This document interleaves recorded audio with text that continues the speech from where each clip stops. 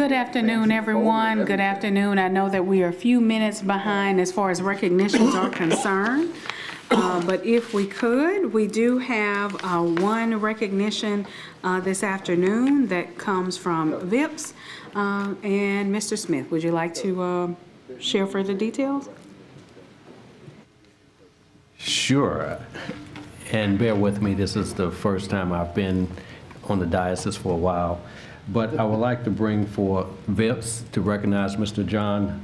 Justin Lewis, to recognize our volunteer from VIPS. So yeah, it's good. How you guys doing? You did a great job. First time you knocked it out the park. Well, thankful for the opportunity just to recognize one of our community partners. Here at VIPS, we really do our best to get the community engaged inside of our public schools. We serve as that bridge to recruit, train, and place our volunteers and community partners inside our public schools. And one of those community partners tonight is Baton Rouge General. And they have been a community partner for many years. They've hosted multiple multiple literacy events. They serve as our VIPS First Day helpers to kick off the beginning of the school year. They do teacher appreciation events, donate so many books and different resources, especially for our Park Medical Academy. So tonight we have Lauren here from Baton Rouge General, and she'll share a few words. Hi, everyone. Thank you. I have the pleasure of serving as the Director of Community Relations for Baton Rouge General Hospital System. And it's because of partnerships like Justin and VIPS that we continue to do the great work in our community. Literacy is so important to us because it not only affects a child while they're in school, but the everyday life that we see in the hospital system as well. So thank you all so much for recognizing us, and we look forward to continue doing work in our community. Thank you. Thank you. Thank you. So right before you take your photo, ma'am, I just want to say thank you as well to Baton Rouge General for the work that you all are doing within our Capitol High region and Park Elementary as well. So thank you.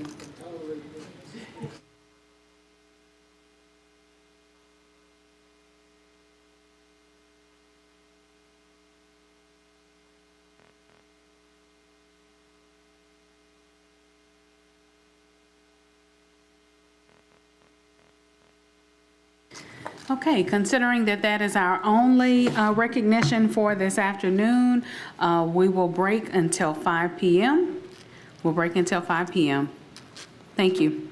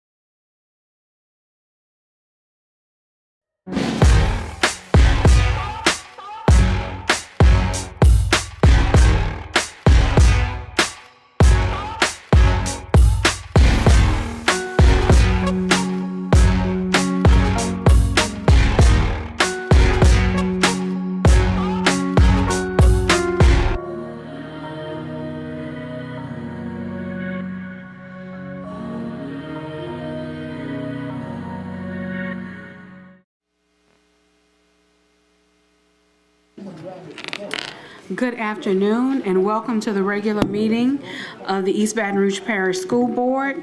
Today is Thursday, January 25th, 2024, and it is now 5 p.m. This meeting is now called to order.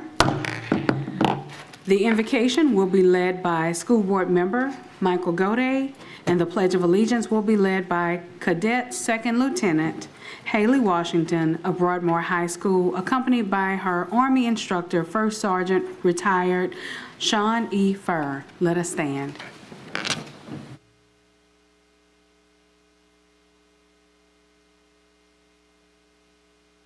Our Heavenly Father, we thank you for bringing us together today in a spirit of generosity. May we honor one another by keeping an open mind. May we share our thoughts and not shout them. May we listen with our ears, but also with our open heart. May we discern your will to unite in a positive outcome for our students. In your name we pray.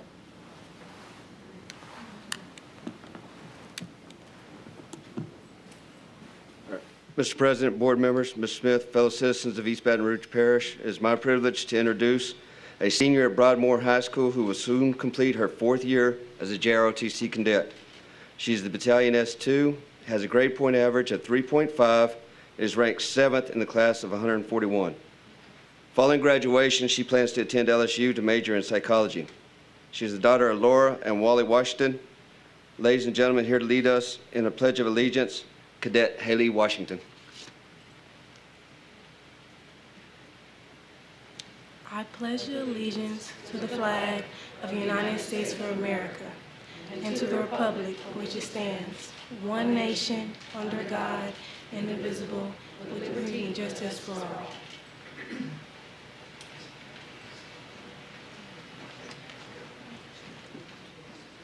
Washington. School and the JRTC program. I want to say this is the Superintendent's Medal, and you have the distinction of receiving the very first Superintendent's Medal awarded by Superintendent Smith. So, congratulations. Thank you.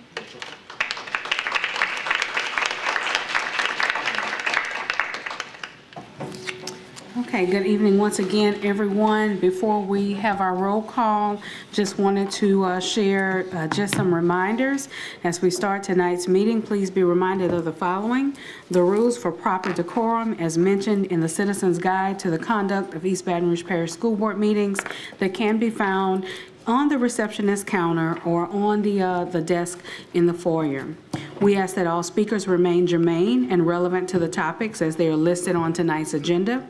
Again, please refrain from personally attacking board members, staff, and constituents. And please refrain from the public use of profanity, inappropriate and/or offensive language during the meeting.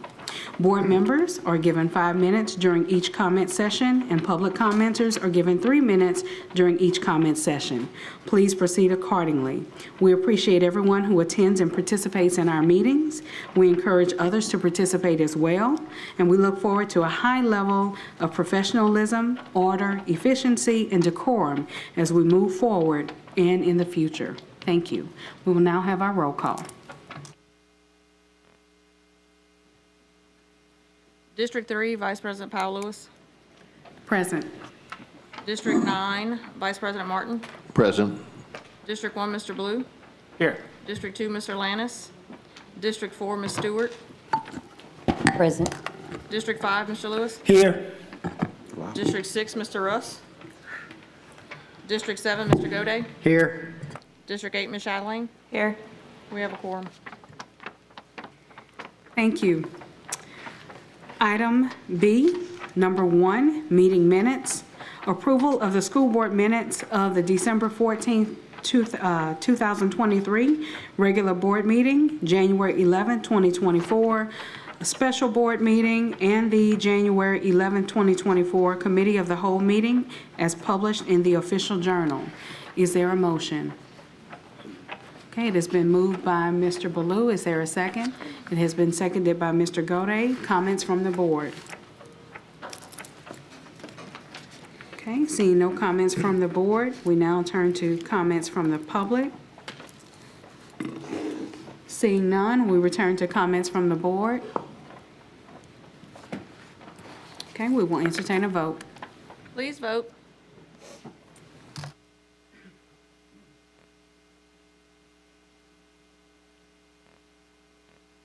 Please give me a moment. I haven't signed in yet.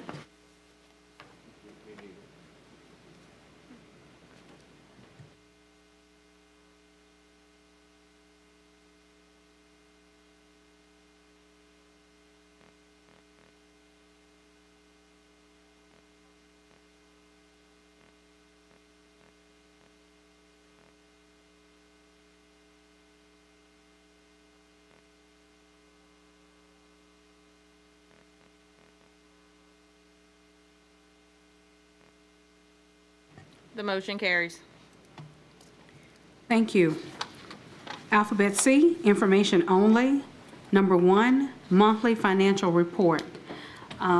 We ask that you will please keep Ms. Kelly Lopez in your prayers and your thoughts as she has a family emergency tonight. And Mr. Smith. Therefore, Board, I'll ask if you would just accept her report as information only. If you have any questions about this monthly report, please don't hesitate to reach out to me, and staff and myself will get the information to you as soon as possible. Thank you. Item C2, personnel changes. This is by information only or for information only. Mr. Smith, did you have anything to add in regards to personnel changes? No, ma'am. Thank you. We will now move to C3, point of information. Announcement of the East Baton Rouge Parish School Board members who have successfully completed annual training for the 2023 mandated by Louisiana Revised Statute Title 17, Section 53, and the total credit hours received. Mr. Mark Ballou, 18.75 hours. Mr. Darius Lanas, 27.5 hours. Yours truly, Carla Powell Lewis, 22 hours. Mr. Cliff Lewis, 32 hours. Ms. Shoshone Stewart, 22.5 hours. Mr. Nathan Russ, 12.25 hours. Mr. Mike Goday, 17.5 hours. Ms. Emily Chatelaine, who of course has recently been received her appointment, 1 hour. And Mr. Patrick Martin, 16 hours. The following board members are recognized as certified school board members for 2023. Mr. Darius Lanas, yours truly, Carla Powell Lewis, Ms. Shoshone Stewart, and Mr. Cliff Lewis. Congratulations to all of my colleagues. We're now to item D, receive as information, update from our interim superintendent, Mr. Adam Smith. Madam President, members of the board, I'm pleased to share a couple of updates with you this evening. Esports Tournament. The East Baton Rouge Parish Esport League is excited to announce the second annual Gerald Lawson Tournament set on Saturday, February 3rd at the Professional Development Center on North Sherwood Boulevard. Students are encouraged to sign up to compete in this Smash Bro and John Madden tournament to qualify for the big April 13th championship. Esports has been a fantastic lunch pad for students, many of whom are focused on electrical engineering or software engineering as a prospective career. Next, we have National School Counselors Week. School counselors will celebrate National Council School Week February 5th through the 19th. This year's theme is School Counseling, Standards-Based, Students Focus. Please join me in wishing our counselors a very happy School Counselors Week. We appreciate the hard work and dedication to students, families, our district, and our community. Also, I would like to take an opportunity to recognize School Board Recognition Month.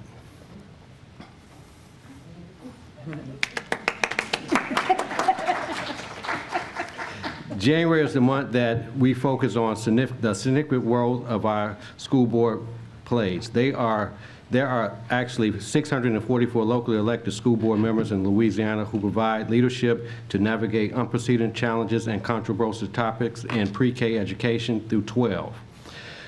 The goal of School Board Recognition Month is to recognize the value our local school board governance system and the hard work and dedication of our policymakers in education. I want to personally thank the school board for their service and commitment to our community.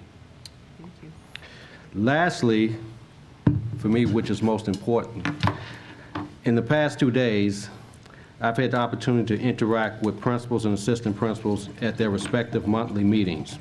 I've also had the opportunity to stop by a few schools and visit with teachers where I've observed great teaching and learning. I look forward to seeing more of our staff, students, and parents in our schools in the weeks to come. Madam President, that concludes my report. Thank you so much. Considering, once again, happy School Counselors Week to all of the school counselors out there. We appreciate the service that you offer to our students and families day in and day out, sometimes 24/7 versus just 8 hours. We know that you answer the call even when it's outside of those hours, so we thank you for that.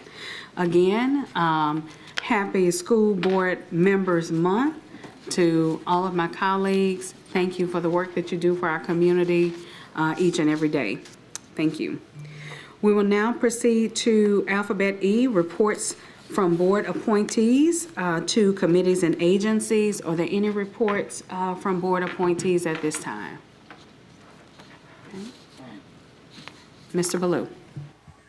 Yes, thank you, Madam President. It seems like I remember seeing an email about junior achievement needing volunteers. Mr. Goday, are you the representative? I'm just wondering if they're still looking for volunteers. Yes, I believe they still are. The mics seem very loud tonight. Yes, they are still looking for volunteers. You can go to the Junior Achievement website and see that. And I sent to all the board members a thing. And, you know, this only requires a couple of hours for you to be able to do this. The Junior Achievement has the entire training package and will help step you through it. It's something that we provide to all of the schools in this district. And I think some of the ones that were still open were the elementary schools, which can be a really great and rewarding experience. So thank you very much for bringing that up. Thank you. And Mr. Goday, this is open to any professional who would like to volunteer, am I correct? It's open to anybody who would like to volunteer. All right, so anyone who's listening, feel free to research Junior Achievement in the Baton Rouge area, and there are opportunities to volunteer in real time within our schools. Or you can send, if you can send me an email, I'll send you the links and everything to do it. Okay, thank you so much.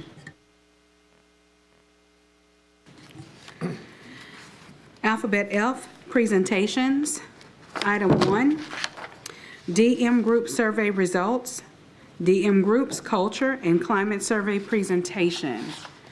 So is there, okay, all right, so we will have a presentation by the DM Group that should be showing up in just a moment, if you all are available on Teams.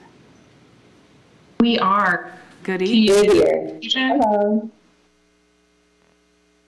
Good evening. Hi, good evening. Feel free to start whenever you're ready. All right, perfect. Good evening, Board President Powell Lewis, members of the board, Interim Superintendent Smith, and members of the community.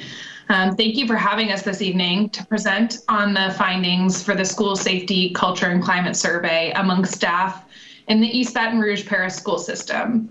My name is Simone Carpenter, and I'm a director for District Management Group, and I'm joined here by my colleagues, Lisa Salvucci and Michelle Sumter, to share these findings with you all. You can go to the next slide. For those of you who don't know us, District Management Group's mission is to achieve systemic improvement in public education by combining management techniques and educational best practices. Our work focuses on 3 areas and on the intersection of those 3 areas. What's best for students, students first, what's best for staff or operational efficiency, and what's best for the budget or resource allocation. And we believe that a district must focus on meeting all 3 of these objectives, what's best for students, what's best for staff, and what's best for the budget, to achieve lasting results for students. Go to the next slide. Our team, only a couple of members of us are here tonight, but we're joined by Lisa and Michelle, as I shared already. But the team also is comprised of our CEO and led by our CEO and founder, John Kim, and a few other members of the team. And I'll have Michelle introduce herself in a couple minutes when we get to her part of the presentation. And you can go to the next slide. So let's start with the why. Why was this survey commissioned? And I'll ground us in some national data. Nationwide, over the course of the last 5 years, there's been a dramatic increase in perceived disruptive behaviors in classrooms. So the percent of teachers who observed disruptive behaviors between 2018 and 2022 doubled and tripled in different areas. And anecdotal evidence in East Baton Rouge Parish School System suggested that incidents of violence and disruptive behaviors were also increasing. And so members of the board and district leaders commissioned a survey to get more information on this area. You can go to the next slide. The survey had two main goals. First, to understand how school-based staff perceive violent and disruptive behaviors in schools, as well as efforts to accelerate students' academic achievement. And second, to provide insights into which district efforts school-based staff see as the most effective and how East Baton Rouge can better meet the needs of staff. In order to craft the survey, and you can go to the next slide, in order to craft the survey, we followed 3 phases of work over the course of about 2 months, last spring and summer.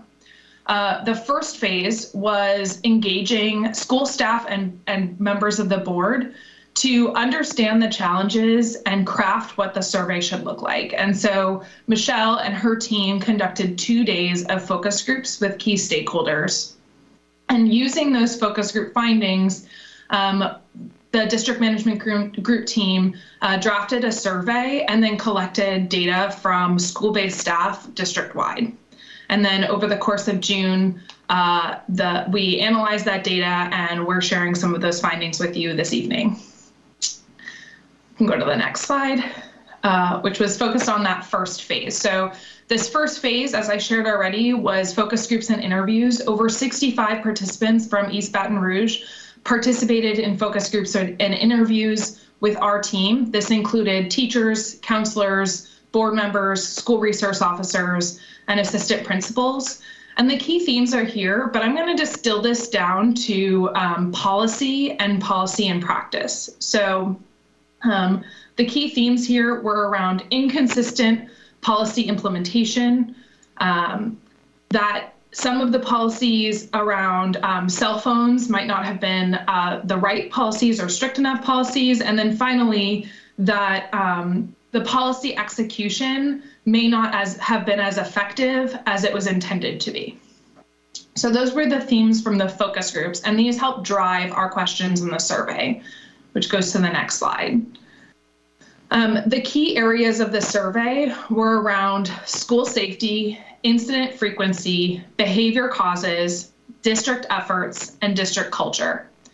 And these were crafted, again, based on the biggest challenges that Michelle and her team learned from their focus groups and interviews. 5,500 surveys went out to all school-based staff, did not go out to leaders or central office staff. And of those 5,500 surveys, 1,100 responses were provided. That's about a 20% response rate. And those respondents were representative of schools, locations, and school levels. So it was a statistically significant response rate, and we were able to glean some really good insights from this information. So I'm going to pass it over to Michelle to share some of those insights with all of you. Well, hello, President Powell-Lewis, Vice President Martin, Interim Superintendent Smith. It's great to see you all again, and Mr. Smith, good to see you for the first time. I'm Michelle, I'm a consultant with DM Group, and I also coach some of the EBR literacy teams at 6 of your elementary schools right now. I'm a part of the team that conducted that in-person focus group in EBR, and I met with board members, teachers, staff, and SROs.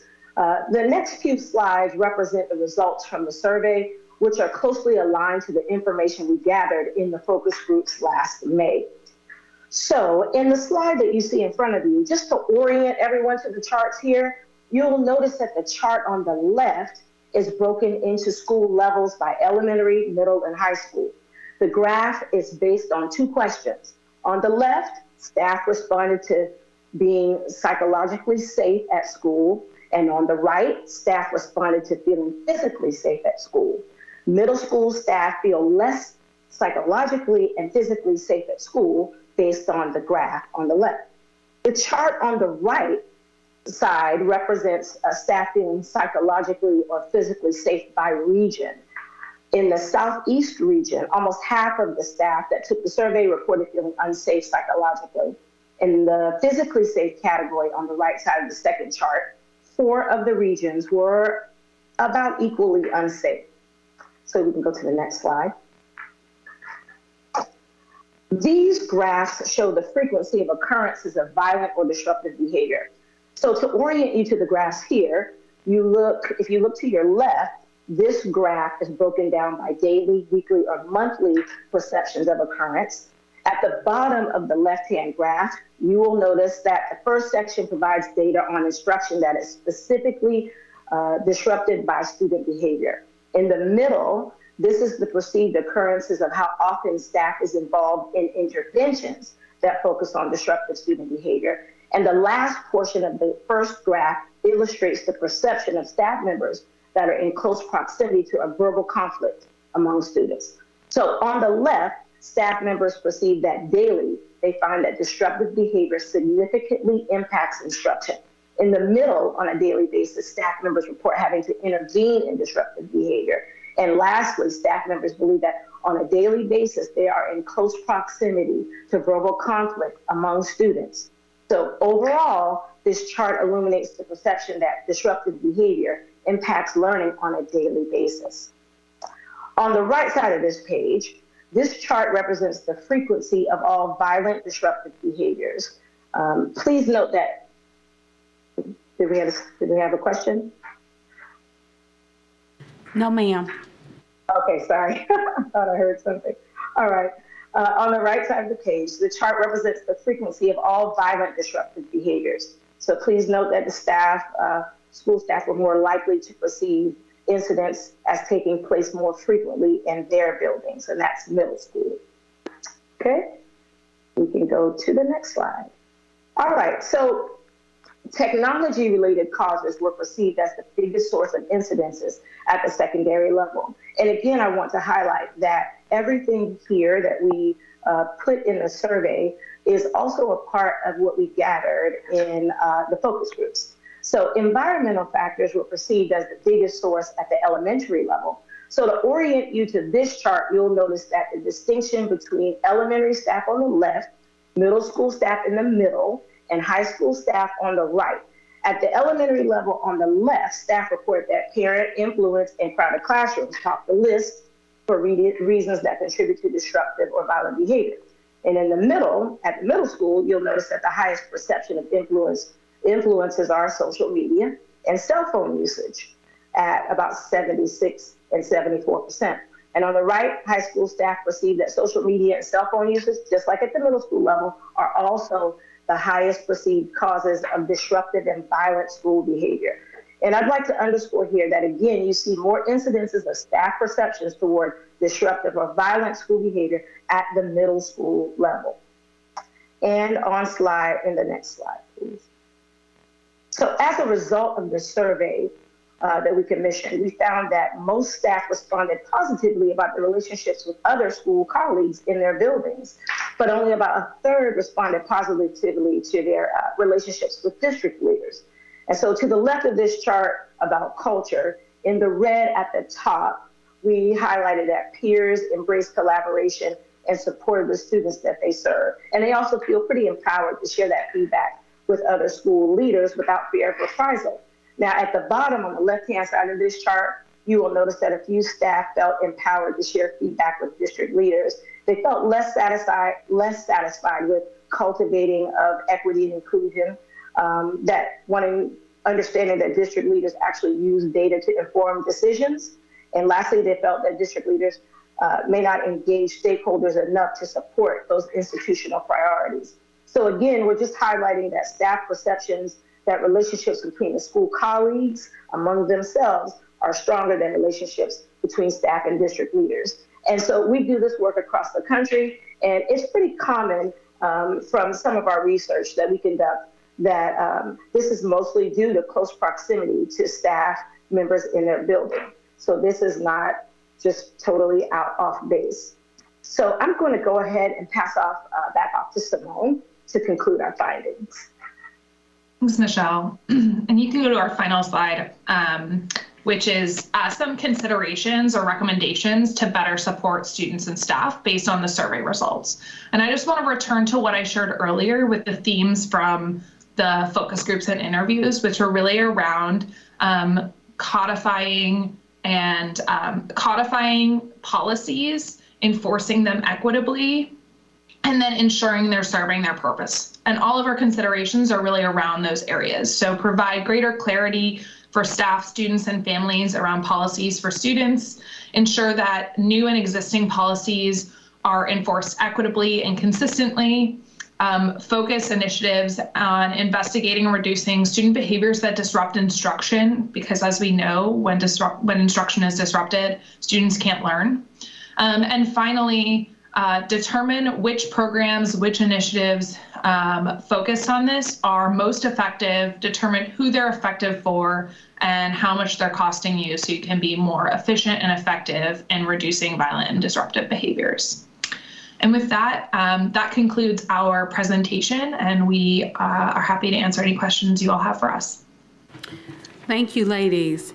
Okay, so questions from the board. Mr. Ballou. Thank you, Madam President. The staff perceptions of school safety is separated psychological safety and physical safety. Can you explain the difference between the two? I'm not sure if I understand psychological safety.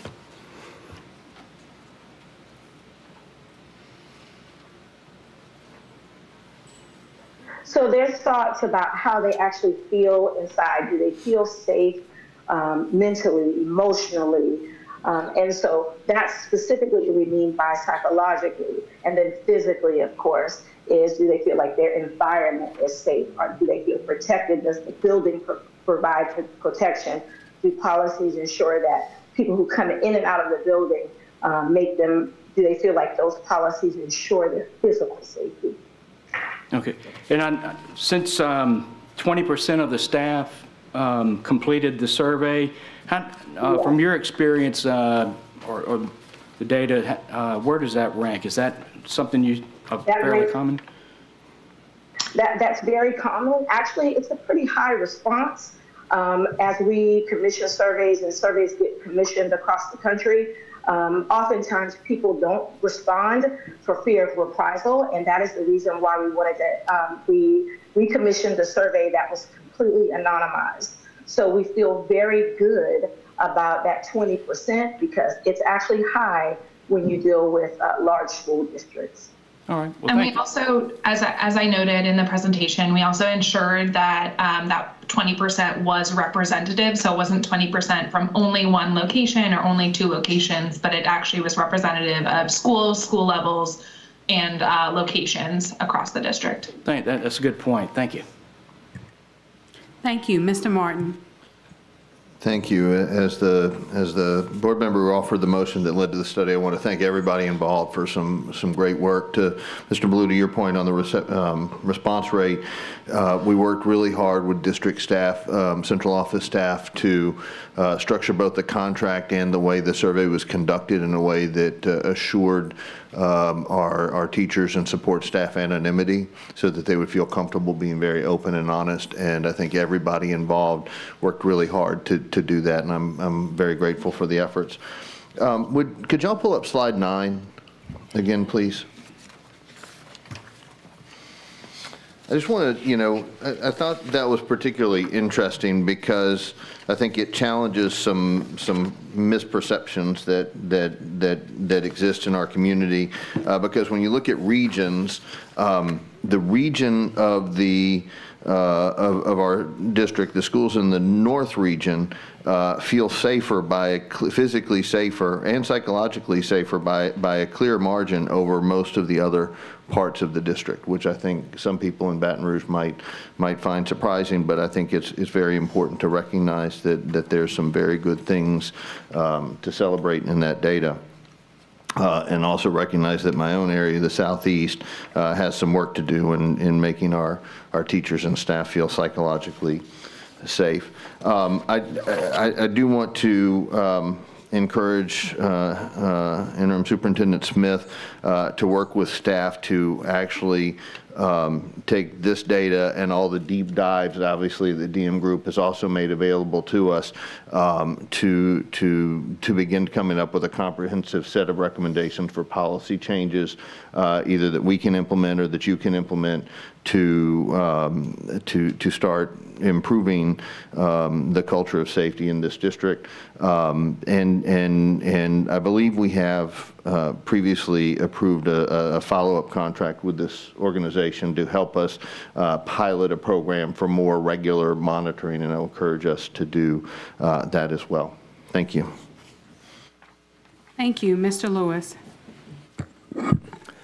Again, thank you for a very detailed, simple but very detailed, informative report. Have you guys noticed the same type of numbers in middle schools across the country? So I am a former middle school principal and still work with middle school principals in various areas. And this is this data that we have here is ubiquitous. You'll find that you see it just about everywhere. And sometimes it has to do a lot with what students are going through at that stage in life. And so while there are many things that we can put in place, you will find that you see very similar data to this across the country. Well, we know middle school is often a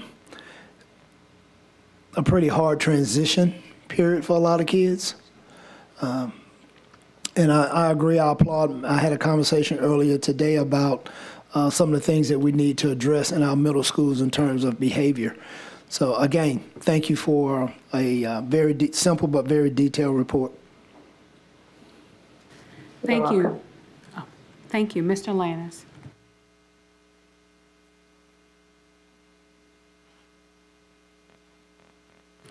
Okay, Mr. Gode. Yes, thank you. And this may be a question for Mr. Brickhouse. I've got his attention there. I know one of the things that was recently done after the Christmas holidays was the installation, because this is related to the safety issue, was the installation of metal detectors at all the high schools. And I just wonder if you could give us a brief update on how that has gone. And I know some people had some concerns about whether or not it would create traffic jams at the entrance and delayed starts of schools and all those sorts of things. So could you just give us a brief update? Because I think that's one of the key safety items that we're addressing. Yes. So at this current time, all of the metal detectors have arrived at all of our middle schools and our high schools. We are currently at this time meeting with each of the middle school and high school principals and their administrative teams to kind of develop a plan as to where the metal detector is going to go, kind of go through the procedures and trying to ensure that it's a very smooth transition. We're going to, at this particular time, have a particular day when we're going to, as we say, go live. And that will be sometime in the middle or end of February. We're also planning to work with, communications to send something out to the community prior to that date so that the families will know that this is the date that we will be having this particular initiative start. So that's really where we are at this time. We have actually completed the meetings with Southeast region, North region, Broadmoor Sherwood region. We have one more school, and we will be completing, I have the final meetings with the Highland O South region tomorrow. Okay. Thank you. Ms. Chatelain. A question about the data here. I assume we own this data that we've collected to the DM group, like we have access to all the raw data? I believe so, yes, but we will confirm that and ensure that you have access to that information. If I could real quick, Madam President, a point of information, because just to clarify for the audience, I believe we do own the data. We put in a clause specifically that forbids them from giving us information that would personally identify any of the respondents in order to ensure the anonymity of the responses. Yes. Yeah, sure. I wasn't looking for that. This report's really great. Whoever put this together, thank you for that. I do think that it's really important to have regular monitoring. I often do this for schools too, and sometimes I see they don't really do much with it. So I would encourage the district to take this and then continuously survey your students, even if it's just once a year. I know costs come with that, but it's also something you can just do internally. Again, this report's really good, but it's a great benchmark, I would say, right, of like where to go from here and then how to interpret this data. And I ask if we own the data because there might be other things you can extract from this data and to look at. So it would be important to own that data and in the future be able to sort of benchmark against this. But otherwise, yeah, great report. Thank you to the DM group and Patrick for spearheading. Thank you. Mr. Lannis.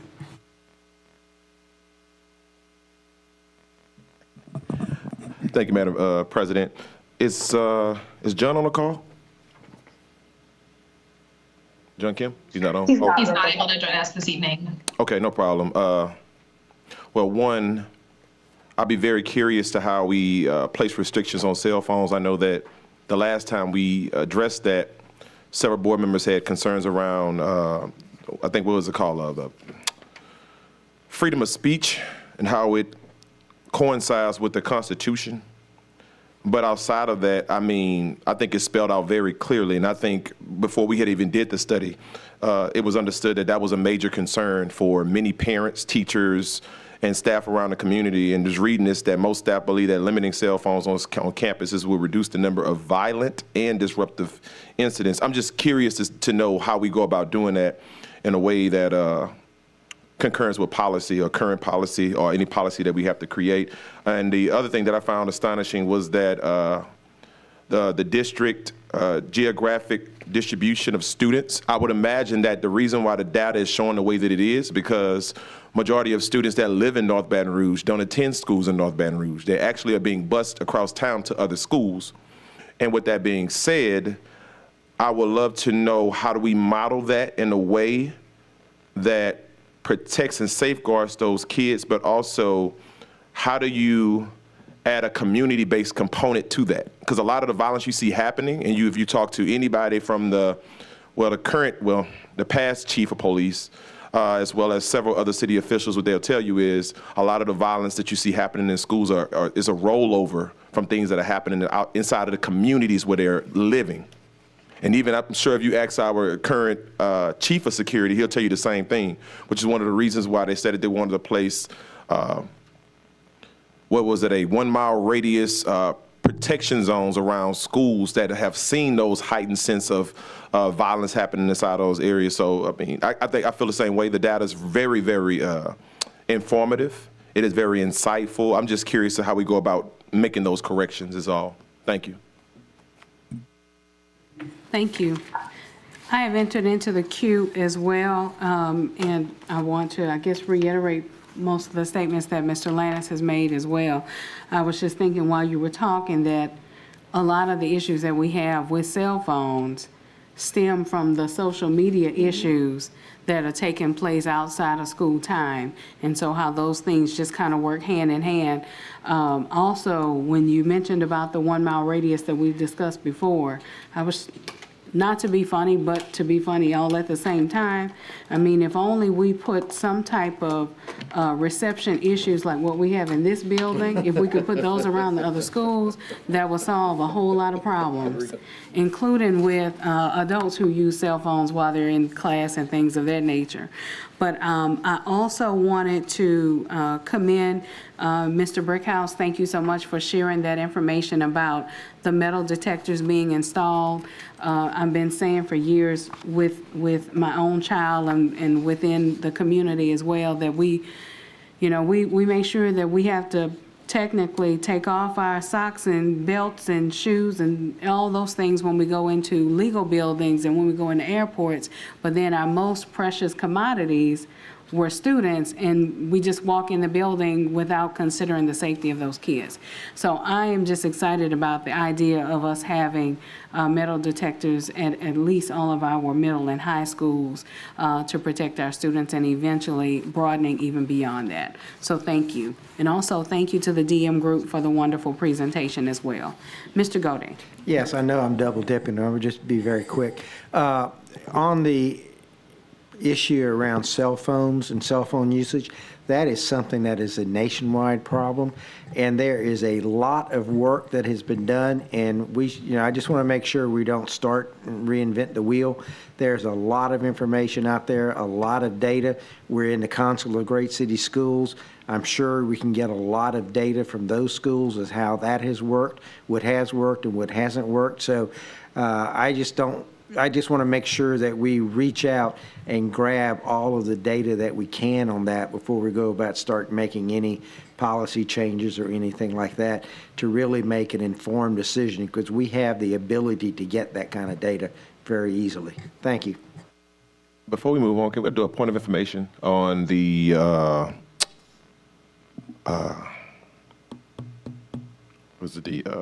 metal detectors? That's what it was.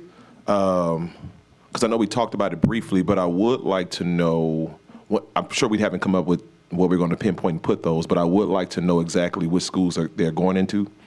And are we polling parents to know what their concerns are around metal detectors going inside of schools? Because I know some of those schools may be magnet schools, and a lot of those parents may have some very staunch concerns around metal detectors being placed inside of their schools and how that may affect their child.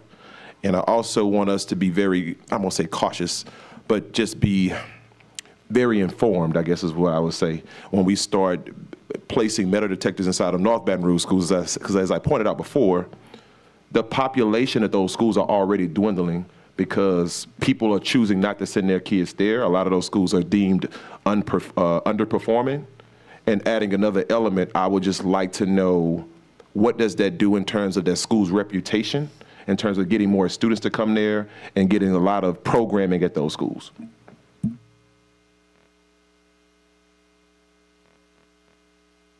All right. Is there any further conversation in regards to the presentation?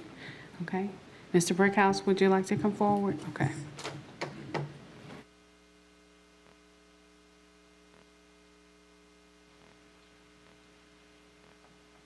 So the metal detectors are going into every high school and every middle school.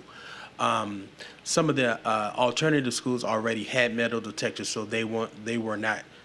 we did not purchase new ones for them because they already had them. But every high school and every middle school will have a metal detector. Woodlawn High School and Scotlandville High School will have two, just because of the numbers of students in the building. But every high school will have at least one, and middle school, excuse me. Because I know I can't put a Q, but I am curious about that. That's okay. Sure, feel free. Mr. Brickhouse, do you know what type of metal detectors we're using?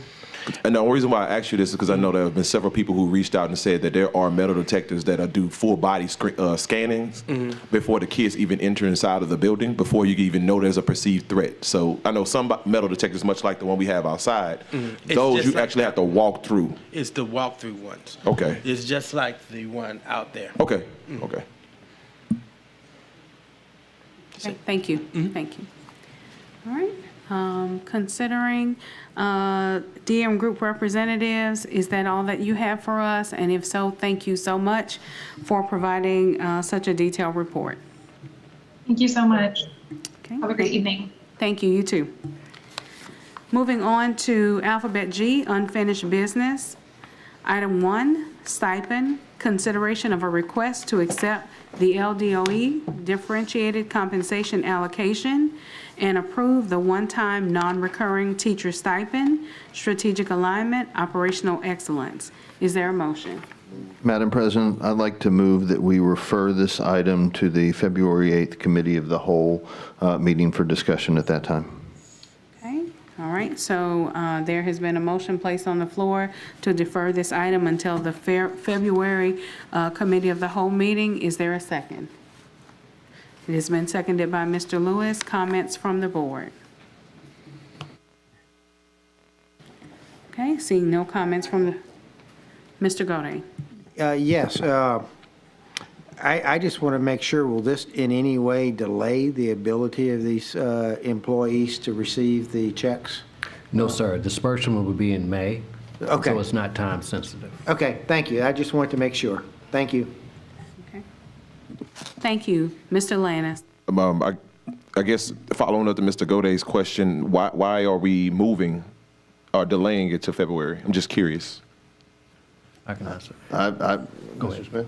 No, please. Well, we've received communication from teachers because we've listed out several categories where teachers can receive this monetary payment. But some teachers have asked if they meet several categories, can they be rewarded for or paid out for example, if you're a teacher in a high needs area and also a SPED teacher, can you get kind of multiple opportunities to receive pay? So we want to take the opportunity to go back and look at the funding and see if we can compensate those teachers if they meet multiple categories. All right, thank you.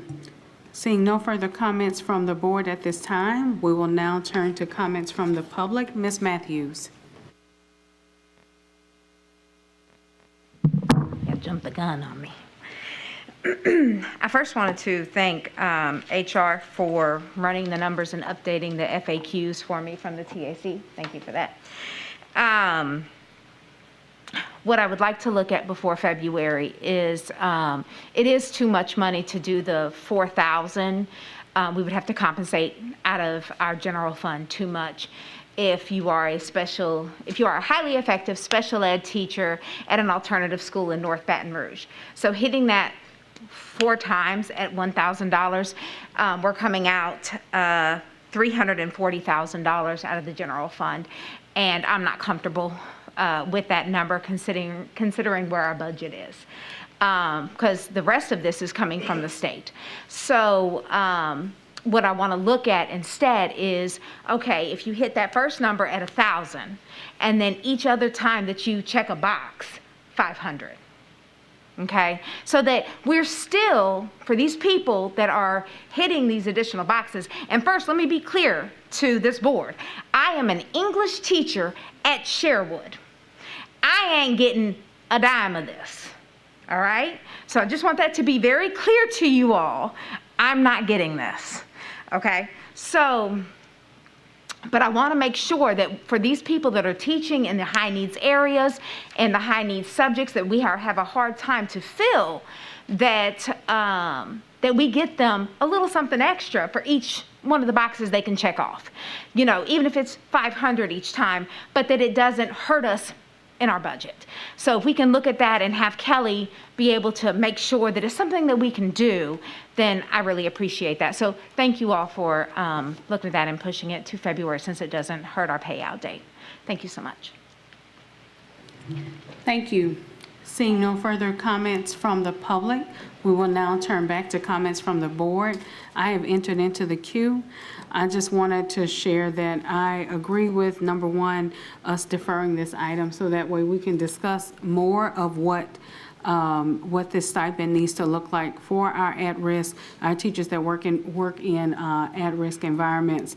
I know I've gotten a chance before to visit the alternative schools that are within my district and even some beyond that, and to hear the testimonies of the teachers there of what they may be faced with from day to day. It's important that we make sure that we get this right for them as well. So thank you so much. Seeing no further comments from the board, we will now entertain a vote. on the substitute motion, well, not substitute, I'm sorry, on the motion to defer this item until the February Committee of the Whole meeting. Please vote.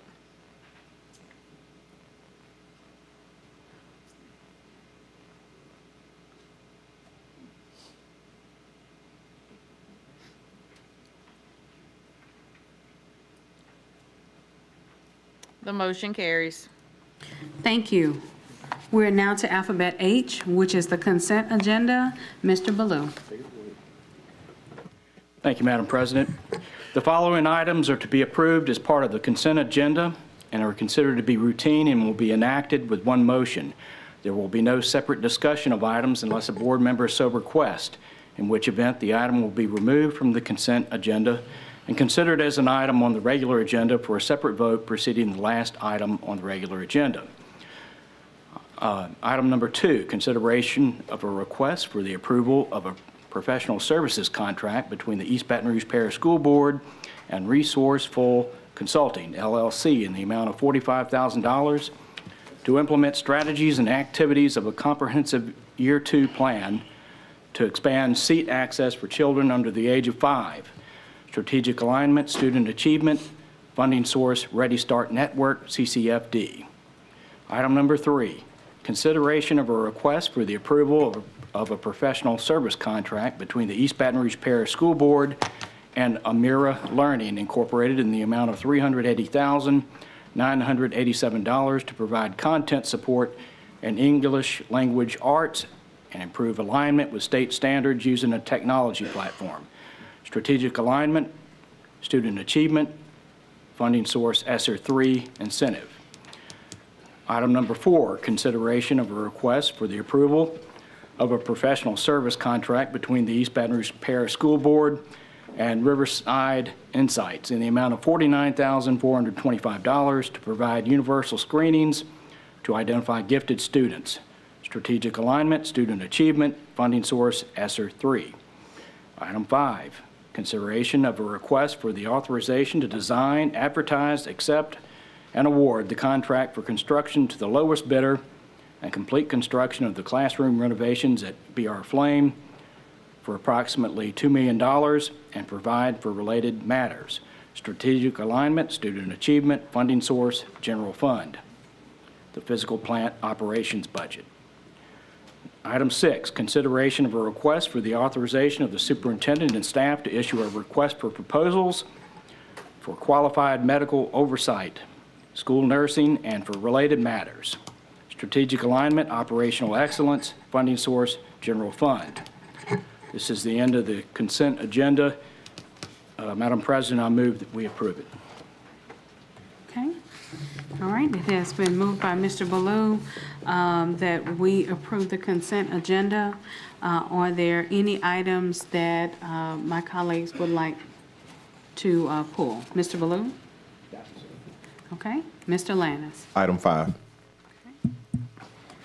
All right. Okay. Thank you so much. Anyone else? Okay. So the motion is to approve the consent agenda with the exception of item 5. Is there a second? Stewart. Okay, all right, thank you, Ms. Stewart. Okay, comments from the board in regards to items in H in the consent agenda with the exception of item 5. Mr. Martin. Thank you. I support all the items on the consent agenda. I'd just like to note, particularly as it relates to the nursing program, that this is just an approval to issue the RFP to start exploring this. There are a number of issues I think the board has to consider. There's some, bringing the school nurses back in-house may be a very good idea, but I don't think the board has actually ever fully considered that issue, and so I want to make sure that that comes back at the appropriate time. But it's fine with me, and I support the motion to issue the RFP. Thank you. Thank you. Seeing no further comments from the board, we will now turn to comments from the public. And again, this is for the consent agenda with the exception of item 5. Ms. Matthews.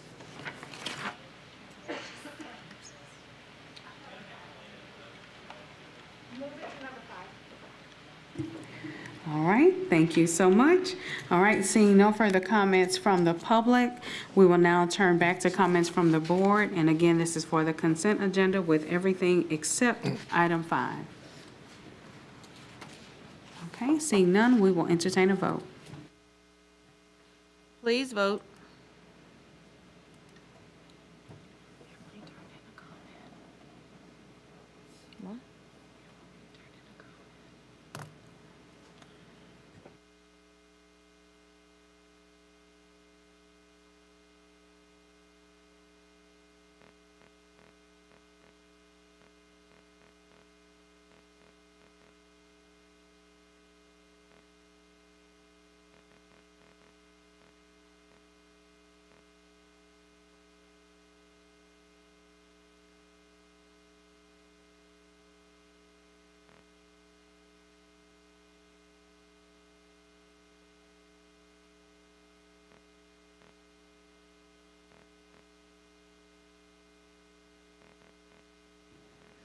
Okay, my apologies. We did have a public comment to be made on item 6.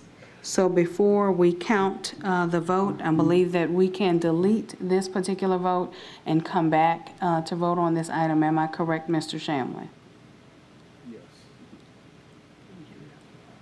Yes. Yes, you can do that. You'd have to call the vote again on the item. And we'd have to do that if there's no objection from any board member Okay. to go backwards. Are there any objections from any board members for us to go back and hear a public comment and then revote on the consent agenda? Who's the comment from? No, I'm kidding. I don't care. I have no objection. Okay. Yes, sir. Okay. All right. Okay, so thank you so much. Colleagues, if we can hear from Miss Emily Stevens. And again, we do apologize. Hey, good evening. Thank you for having me this evening. My name's Emily Stevens, and I speak to you on behalf of Our Lady of the Lake Children's Health and the Healthcare Centers of School team. I'm the Senior Director of Operations for Children's Health, who oversees the school-based health care and have been in this role for 9 months. While today you are only voting to move forward with your normal practice of issuing an RFP upon completion of a contract, I wanted to take a few minutes to say thank you and tell you about our incredible team. Thank you to all the board members and the staff present and past for entrusting the health care of our community's children to Our Lady of the Lake through the school nursing program since 2011. As you may know, we also operate 7 school-based health centers on the campus of East Baton Rouge Parish Schools. We provide school nursing services for 4 charter schools and provide health education and community outreach services to the community through several venues, including EBR schools. We remain committed to the health and well-being of children in our schools and will continue to provide the best care through the completion of our contract for school nursing. We look forward to continuing to work together to impact health outcomes in our community. I'm extremely proud of the care that we have provided by the school nursing program and the role our team has played. In 2023, healthcare centers and schools provided 49,000 school nursing visits, 19,000 vision screenings, 18,000 hearing screenings through the school nursing program, 9,000 school-based health clinic encounters, and almost 6,000 behavioral health services through our school-based health centers. This is important work, and we are committed to sustaining our mission to serve those most in need and to support the children of Louisiana. We will continue to invest in our community to better the health of our children by providing high-quality, collaborative care for all who we are privileged to serve, which includes our 7 school-based health clinics. We can't do this without our dedicated team made up of RNs, LPNs, MAs, student health assistants, patient navigators, and many more. They truly care about this work and bring passion and compassion to the students they serve. We are grateful for the commitment and the thankless work that they do each day. Thank you for letting me share a few words and for trusting Our Lady of the Lake Children's Health. Thank you. Thank you so much, Ms. Stevens. And again, I do apologize for not recognizing your comment card before. Thank you so much. Thank you. Okay. Seeing no further comments, we will now return to a vote on the consent agenda, including all items with the exception of item 5. Please vote.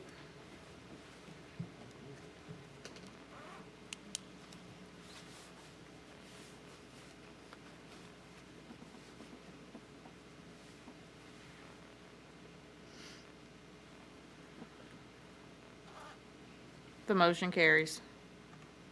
Thank you. Now returning to item H5, Classroom Renovation Project, BR Flame, consideration of a request for the authorization to design, advertise, accept, and award the contract for construction to the lowest bidder and complete construction of the classroom renovations at BR Flame for approximately $2 million and provide for related matters. Strategic alignment, student achievement, funding source, general fund. Is there a motion? It has been moved by Mr. Lannis. Is there a second? It has been seconded by Ms. Stewart. Comments from the board at this time. Mr. Lannis. Thank you, Madam President. I'll be real quick. I have no problem with this item. The reason why I pulled it is because there's going to be a construction-related item that's going to come in February, and I did not want our board to be caught off guard. Over the course of the last few months, both myself and Mr. Nathan Russ, our board member Russ rather, had been in conversations where he invited me to come out to his school. When we went there, and this is school we're talking about is Shenandoah. Much of that school is still inside of T buildings, and they have been inside of T buildings for far too long, to the point where the floors are falling in and the AC units don't work, and that is just not a condition that kids should be in. So we have been in talks with Attorney Shamlin as well as our coordinator from CSRS, Ms. Judith, and we were able to find some additional funds. So this money is not coming out of any particular pot. So I didn't want to catch anybody off guard with that. This is an overage of money from the tax plan to work on that particular building, and there was a spatial issues that we had at Forest Heights that we wanted to also address. So I just want the board to know that we'll be bringing that up next month, but again, have nothing or no problems with the Baton Rouge Flame project at all. I just wanted to use that moment to say that there will be an item coming up next month. Thank you. Thank you. Mr. Martin. Thank you. I support the motion. I think that one of the things that the district needs to do is start to look at all of this in a much more facilities, physical needs in a much more comprehensive way. So it's not just, oh, this board member got our attention this month, that board member got our attention that month. Somebody happened to go see this one school and felt bad about it. We have a lot of needs in our district, and we need to be much more comprehensive and strategic in our approach to doing that. Thank you. Seeing no further comments from the board, we will now turn to comments from the public in regards to item H5.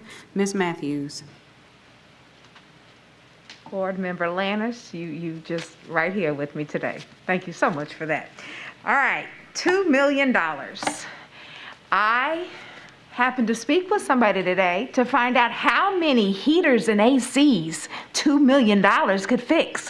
Because you know, during this cold freeze, we had some schools that were 33 degrees in those classrooms and some that were 85. Now, if you've ever been in a classroom, which there's 3 of you that have, you know that neither of those temperatures are acceptable. 85 degrees with middle schoolers, with 30 middle schoolers, is absolutely horrific. They stink really badly. They don't understand teen spirit yet. Okay, I might show my age there. All right, 7 elementaries.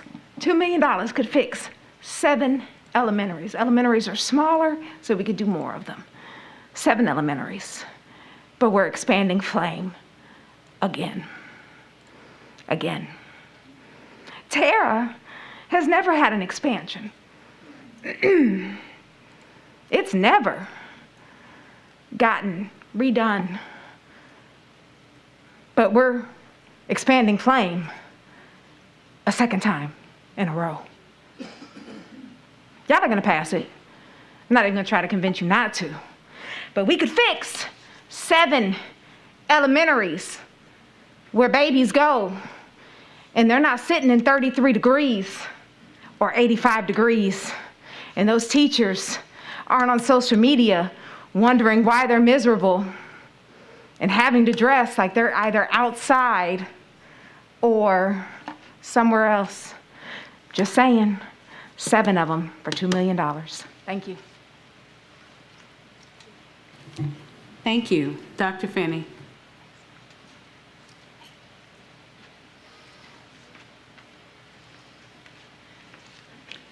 Thank you. Unlike Ms. Matthews, I will hope for you to use your newfound wisdom and for a majority of you to vote against this, or at least to defer it until February, so your brand new superintendent has an opportunity to decide whether this is the best use of the very small amount that you have budgeted for maintenance of schools.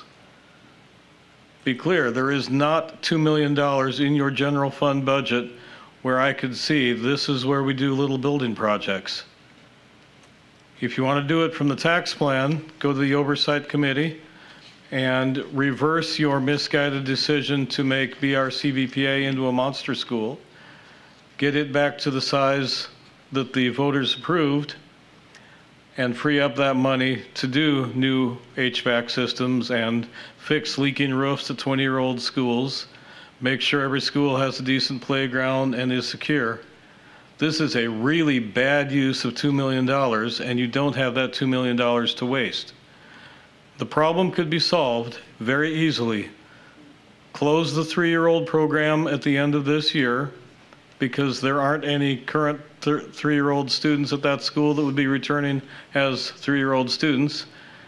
You never approved putting a 3-year-old program at that school. You just let the former superintendent do that, and you didn't correct his, what I believe was mistaken policy decision. I believe you have now found your footing, and you are going to set policy and expect the superintendent to enforce that policy, not the other way around. There are 2 grades where if all the current students return, you need classrooms. You need an additional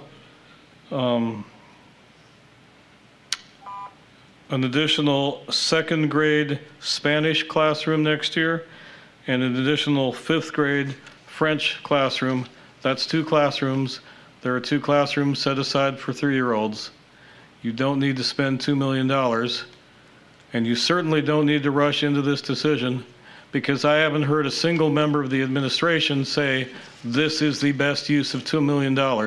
At least make them come back at the February Committee of the Whole and say, of all the maintenance needs we have in the district, this is the most important one, and this is where the $2 million should be spent. I don't think that will happen, but if it does, then you should vote for it then. If that doesn't happen, you should exercise your control over the budget. Draw the line here. You have a new administration. It's time to be fiscally responsible for a change. Thanks for your attention. Thank you. Seeing no further public comment cards. Rechecking just to make sure. All right. Seeing no further public comment cards, we will now return to the board. Vice President Martin. I want to reiterate again that this particular issue raises so many more structural issues with how we consider issues, how we consider things. This is much more than just a construction contract, right? It was ultimately, and this process was embarked under, as Dr. Finney notes, the prior superintendent, that had a lot of consequences and a lot of ramifications built into it, right? It is an expansion of the capacity at Flame. It's a choice to allocate additional resources to expand the capacity at Flame at a time when we are all struggling with equity issues and decades of inequitable funding across our district. And we should have considered the issue of Flame in that light, an expansion of Flame in that light, because not only does it have construction cost implications, it's got just ordinary operating budget costs, more teachers and all of that sort of thing. So, you know, I am certainly by no means thrilled of how we got there. I'm concerned that the decision has been made that it's not actually practical to reverse that fundamental decision, whether it's one I would have made to begin with or not. So, thank you. Thank you.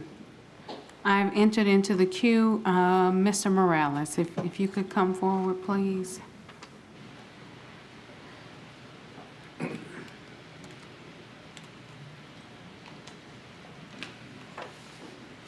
Good afternoon. Good afternoon.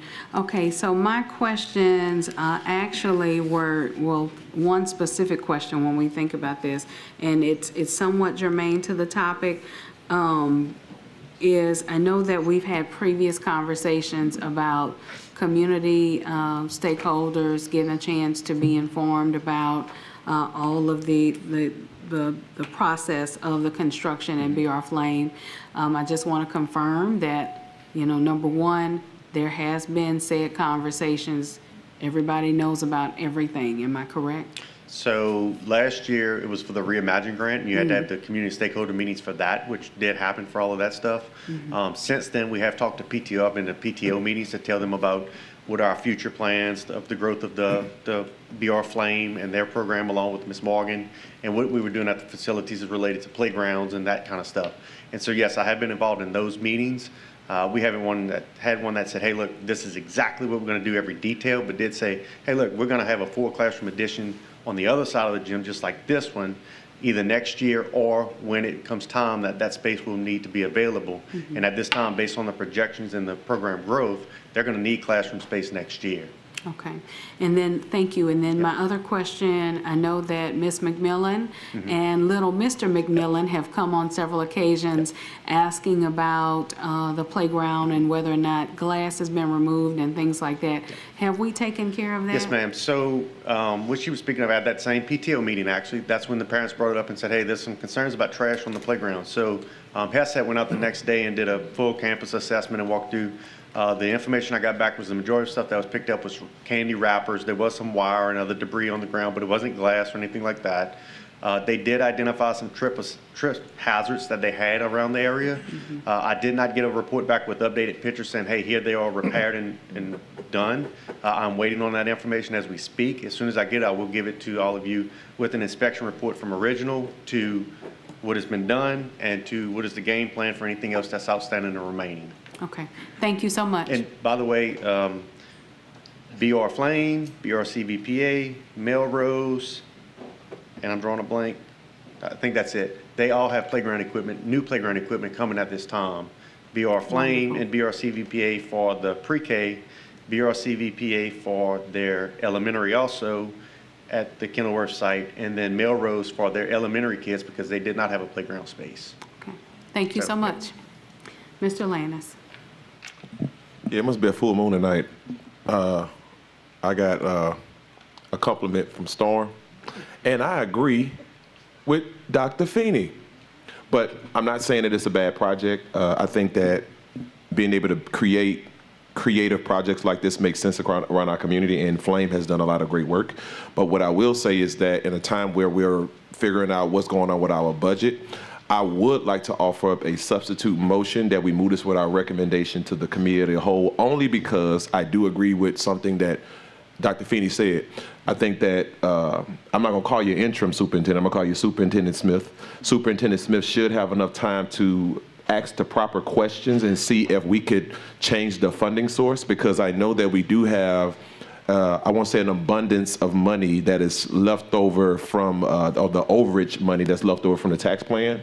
But if we could move that rather than take that money out of our general fund, that'll save us it will save us $2 million, which would make more sense as we think through. So, you had something on that, Mr. Morales? Yes, sir. So just my recommendation on that is actually not to drag this on because I still have to get this design, bid, and accept it. And so like one of the things, I'm waiting on you to accept it because as soon as you say it's accepted, I'm going to start ordering mechanical equipment because the lead time is so long for it that I have to order it now for it to be here in time for this summer.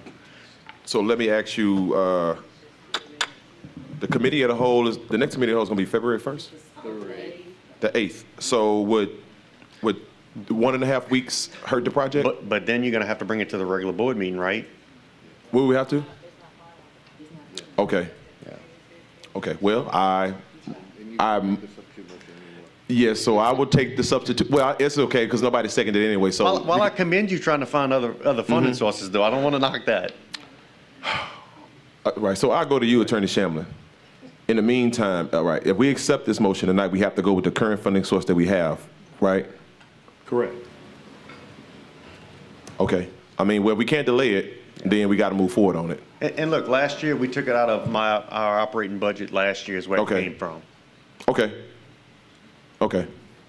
Again, I was just trying to be conscious of the fact that we could move it to another day, but I didn't know that you were so strong on the deadline that it would hinder the process of you getting started on the project. So that's okay. Okay. I appreciate it. Okay, thank you. Okay, Mr. Smith. I'm sorry. I guess my question is, General Counsel, can the item be amended to where general fund or, because there's only two funding sources that we would fund projects, either unnamed project, either tax plan or general fund. Can that? The item may be amended if the maker of the motion and the second agree. Okay, so I know I just figured that part out. So we can't delay the project, but if we can have opportunity to go back and see if there's another funding source outside of general fund, which would be Prop 1, then we would use that if that funding is there, but we don't want to hold the project. Okay, so thank you, Superintendent Smith. Attorney Shamlin, how would we word that?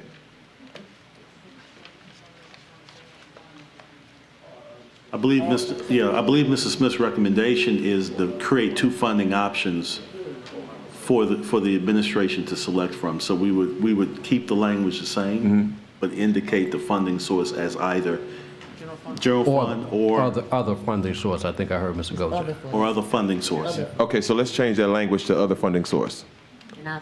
Thank you. Okay. See, teamwork makes the dream work. Thank you. You can take that as a friendly amendment to your motion. I'll take that as a friendly amendment to my motion. Okay, so the motion has been amended to say that, to include that we could use an additional or a different funding source. General fund or Other funding source.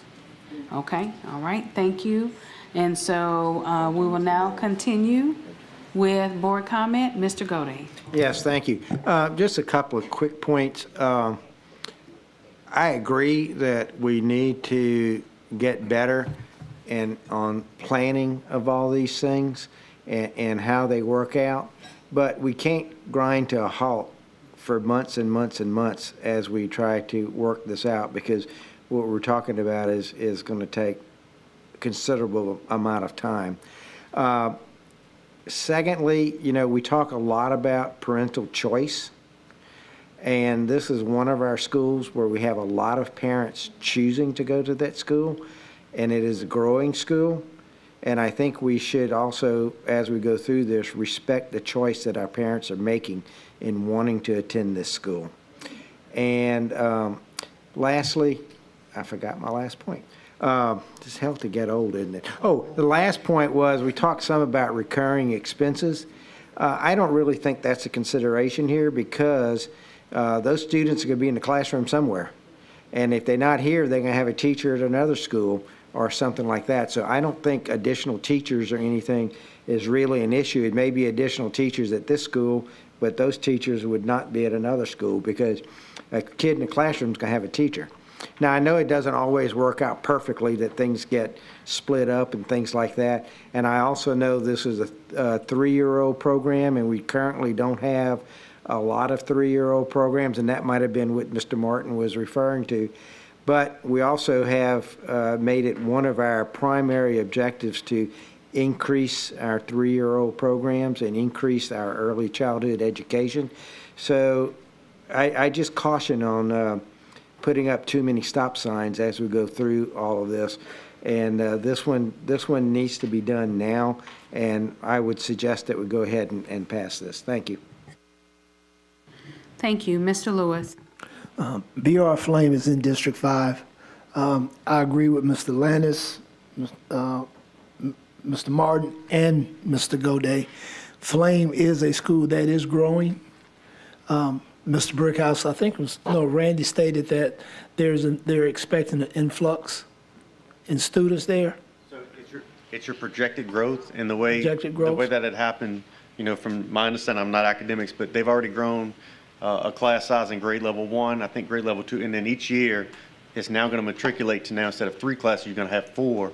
And so even though you may not use all of the classrooms next year, you may use 1 or 2.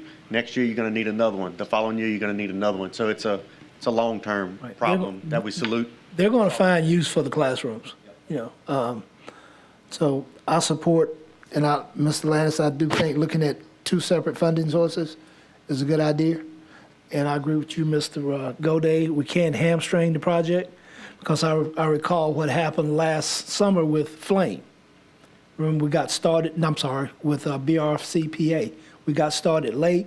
We were right up against the clock to start school. That was Flame? Okay, it was right up against the clock to start school, and the project was not completed. So let's not hold it up. Let's explore the funding sources and move forward with it. Thank you. Ms. Chatelain. Is there any reason that we should be anticipating higher than a $2 million number, approximately? So probably not. I based that number with the professional record off of last year, because last year we're going to close out somewhere around 1.6, 1.7. And we had some unexpected work that we found too. But then this year, you're doing the same thing, but we also have to add a stairwell on the side of the building for an exit route and whatnot. And so that does build in a little bit of contingency. We also learned some lessons last year on the windows. We waited a long time for windows, so they put in temporary windows to get school started. We may not take down the full wall and go from ceiling to floor. It may be easier for the contractor to do a half wall and then do windows. And so some of that is some important information that we're going to be able to get from the contractor too as we're going through this to say, hey, and maybe that'll save us a few dollars too, and or just go floor to ceiling, whatever one is easiest for them and cost less. Okay, because this is to allow you to do the RFP, accept the lowest, most responsible bidder, and move forward, right? All in one shot. And that includes your architectural fees, FF&E, and all of that stuff. Okay, thanks. Thank you. Okay, Ms. Can I Lewis. double dip? Somebody else already double dipped tonight one time. So I will allow you to, Okay. yes, sir. Randy. And you better behave because I know Mrs. is here. See how you treat me in public?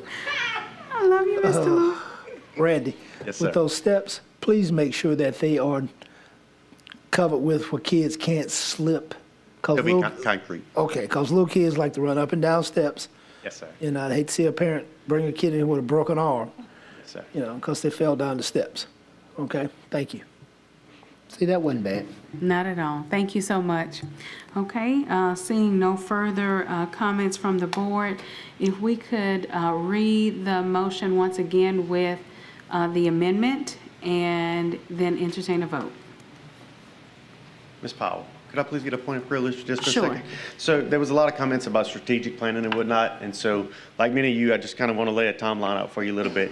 So I arrived in the district in September of last year, and I inherited some projects like Baton Rouge Flame and others when I got here. We had to prepare for what was already in place. But in the last year and a half, we have been assessing our roofs, our mechanical equipment, our playgrounds, the entrances of our schools and whatnot. And so we've been compiling a lot of that information so we can start making some better choices too about classroom capacities. Cedar Crest is busting at the seams. Last year, I think it was River Oaks that was over capacity, but this year they're not because they have a lot of migrant students that come and go, right? And so we've been looking at a lot of that data too, so that way we can help you to make better informed decisions too. So know that that already is something that we're starting to work on because I keep hearing a lot about it. So. Thank you so much.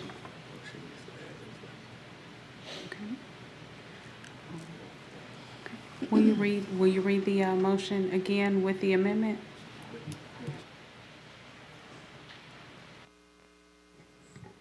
This is a motion to approve the authorization to design, advertise, accept, and award the contract for construction of the lowest bidder and complete construction of the classroom renovations at Baton Rouge Flame for approximately $2 million and provide for related matters and authorize the consideration of either the general fund or other funding source. Thank you. We will now entertain a vote.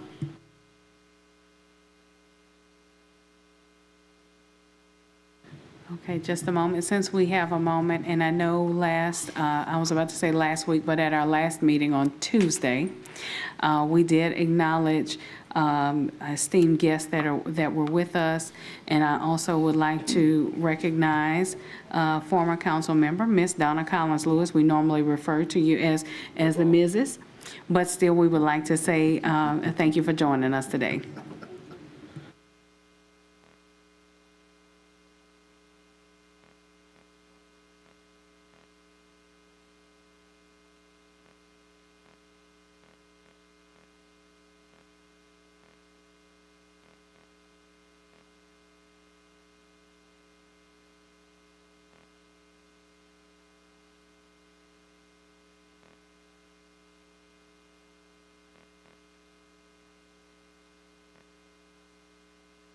Please vote.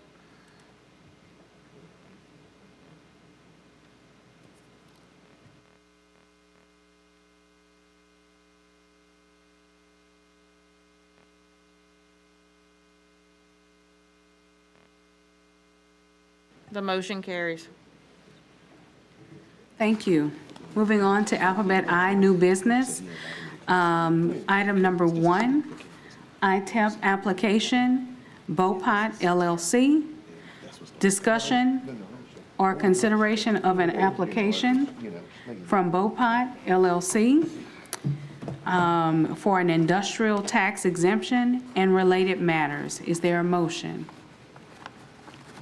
It has been moved by Mr. Lewis and seconded by Mr. Lannis. Comments from the board? Just a point of order for Mr. Shamlin. Do we have to? Does the motion have to be in the form of approval? Yes, sir. Either a motion to approve or a motion to deny. Okay. Okay, so it is, there's a motion to approve by Mr. Lewis, and it has been seconded by Mr. Lannis. Comments from the board? Okay, seeing none, we will now turn to comments from the public. Mr. Combs.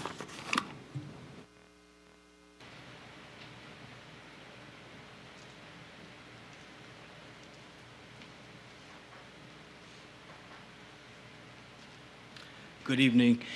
So to give context to this item, item 2 is also connected to this as well. So Bopot will be the real property holder for that site, and number 2 will be the BBP Sales, which is a valve and instrumentation manufacturing facility.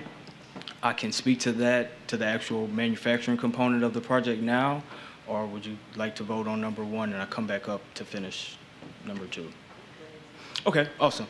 So, as I mentioned, Bopot be the real property holder for the project. BBP Sales, they've had a presence in Baton Rouge for 34 years. This project will create 22 jobs, and over 20 years, it will generate over $2 million in tax revenue for East Baton Rouge Parish.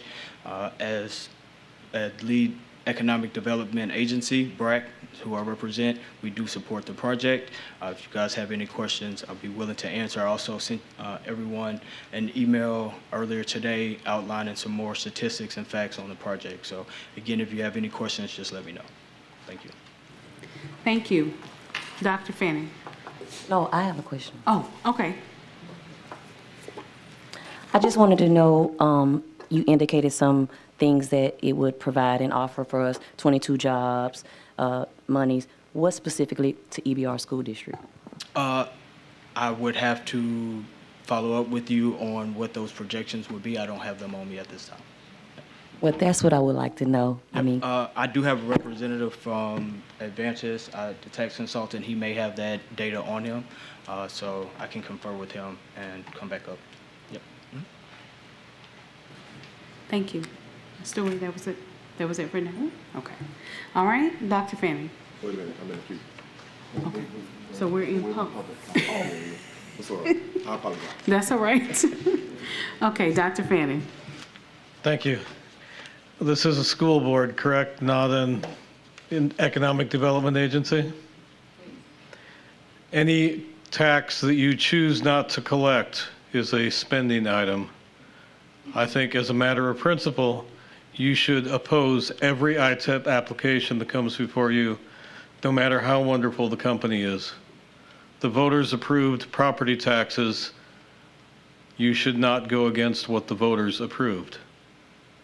But since you're all going to vote for this anyway, when you come to the budget process, you should explicitly list every single current ITEP as an expenditure, because that's what this is. You are choosing, if you approve these two, to spend money to subsidize private companies rather than to spend money to educate children. Let's be very clear. That is what you're being asked to do. Thank you. Thank you. Ms. Matthews.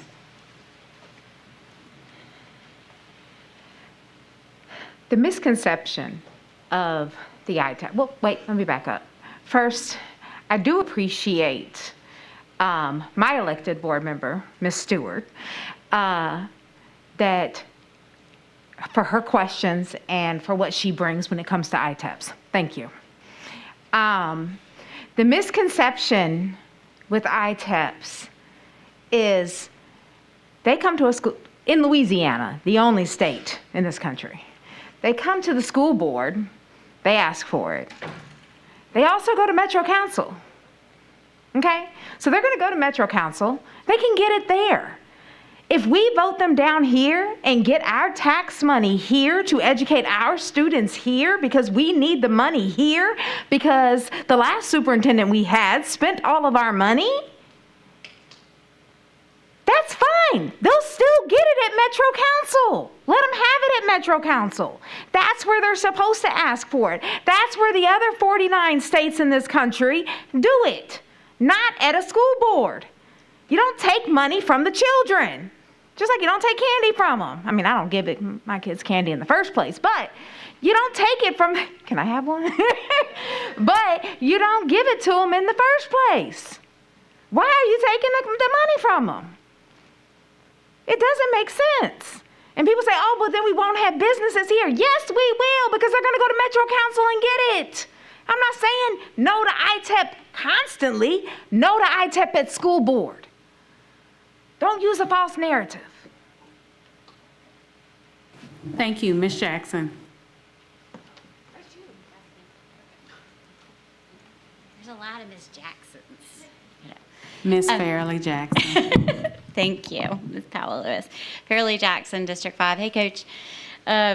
So I want to start with saying that I am entirely grateful to what you all have exhibited the past week, and as far as your transparency and listening to the public. So it's just incredibly grateful. It feels new, it feels refreshing. If I can get that time back because I'm praising y'all, I would appreciate it. But anyway, on to ITEP. Okay, so I'm also grateful because I have been, and many of us have been saying for the longest time, that these items need to go through the COW or whatever committee structure you all choose to put into place.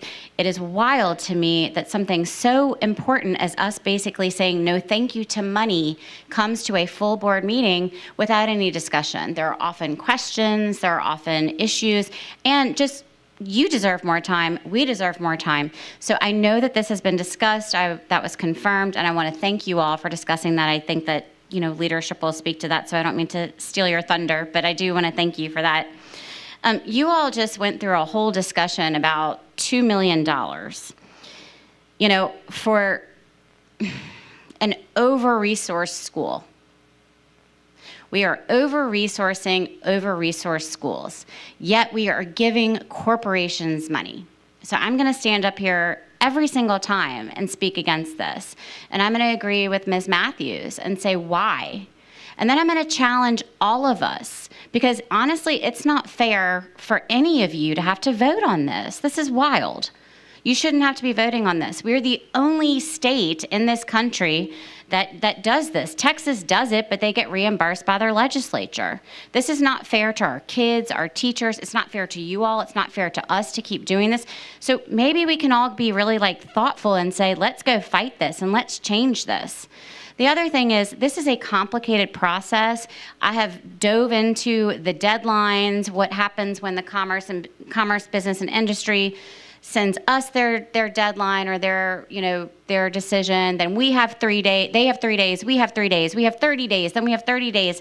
There's so much out there about this that if you miss one deadline, your vote doesn't even matter. And we've just given away millions, hundreds of thousands of dollars. That will not go over well. So my ask, because I'm sorry, I am the pessimist here, even though I'm very hopeful about the future, in this case, I'm very pessimistic. You're going to vote for this. Put together a really thorough presentation for you all and for the public so that everybody knows what this process looks like, what it means, all of that. And then maybe let's come together. We got a really great thing going. Let's go to the legislature and say, no more. So anyway, woohoo! Okay, bye. Thank you, Ms. Jackson. Okay, Ms. Tania Nyman.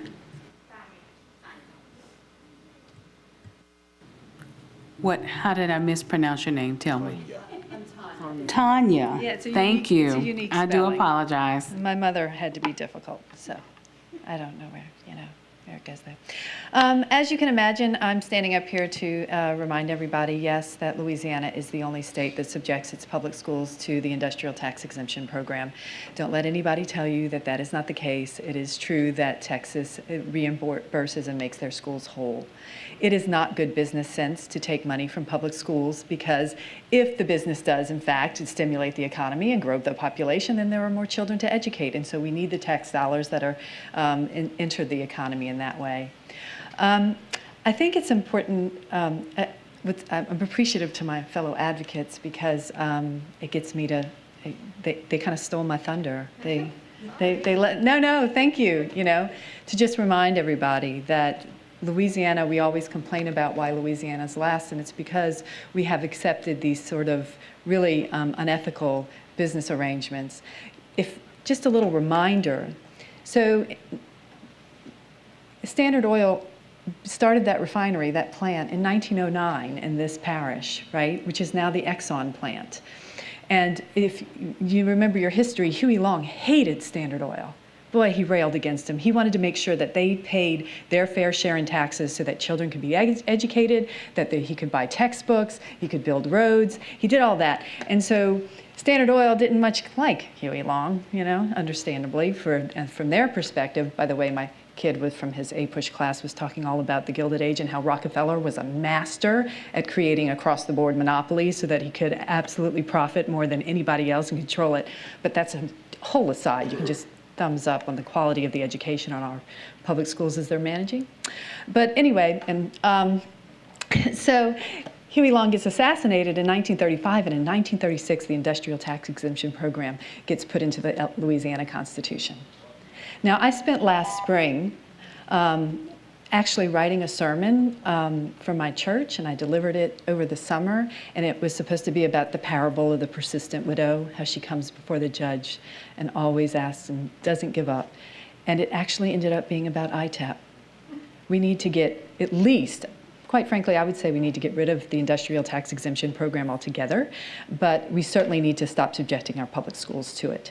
And yes, I think there's a lot of us that will come up here every time y'all put one on the agenda to remind everybody that it is unethical, and when there are 76% of our students living in poverty, it is immoral to keep giving these handouts. When Exxon is the primary beneficiary, and so it's not even benefiting the small companies, because the small companies would benefit to a greater degree from a functional infrastructure. And we're not going to get that infrastructure unless those giant corporations and petrochemical plants start paying their fair share.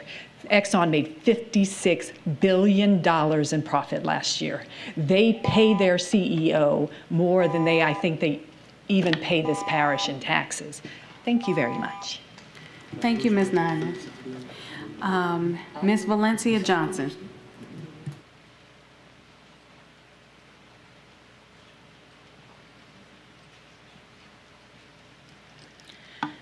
Good evening. Valencia Johnson, President of the East Baton Rouge Parish Association of Educators in conjunction with LAE.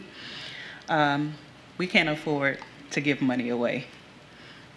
Again, I've been beating this dead horse that we are going to come in a couple of months with this budget that says we can't afford to give money away.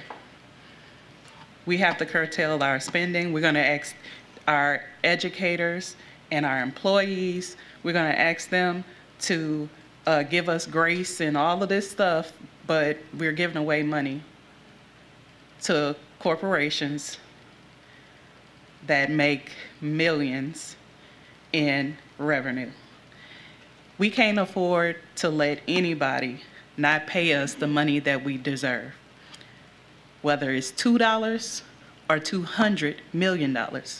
We cannot afford it. We ask our constituents, we ask the community to pay their taxes. Corporations can pay their taxes just as well.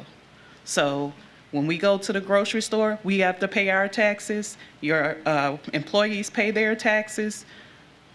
Corporations can pay their fair share as well. And this goes for the second one as well. Everybody can pay their fair share. And that's it. Thank you. Thank you. Ms. Tabby Jackson.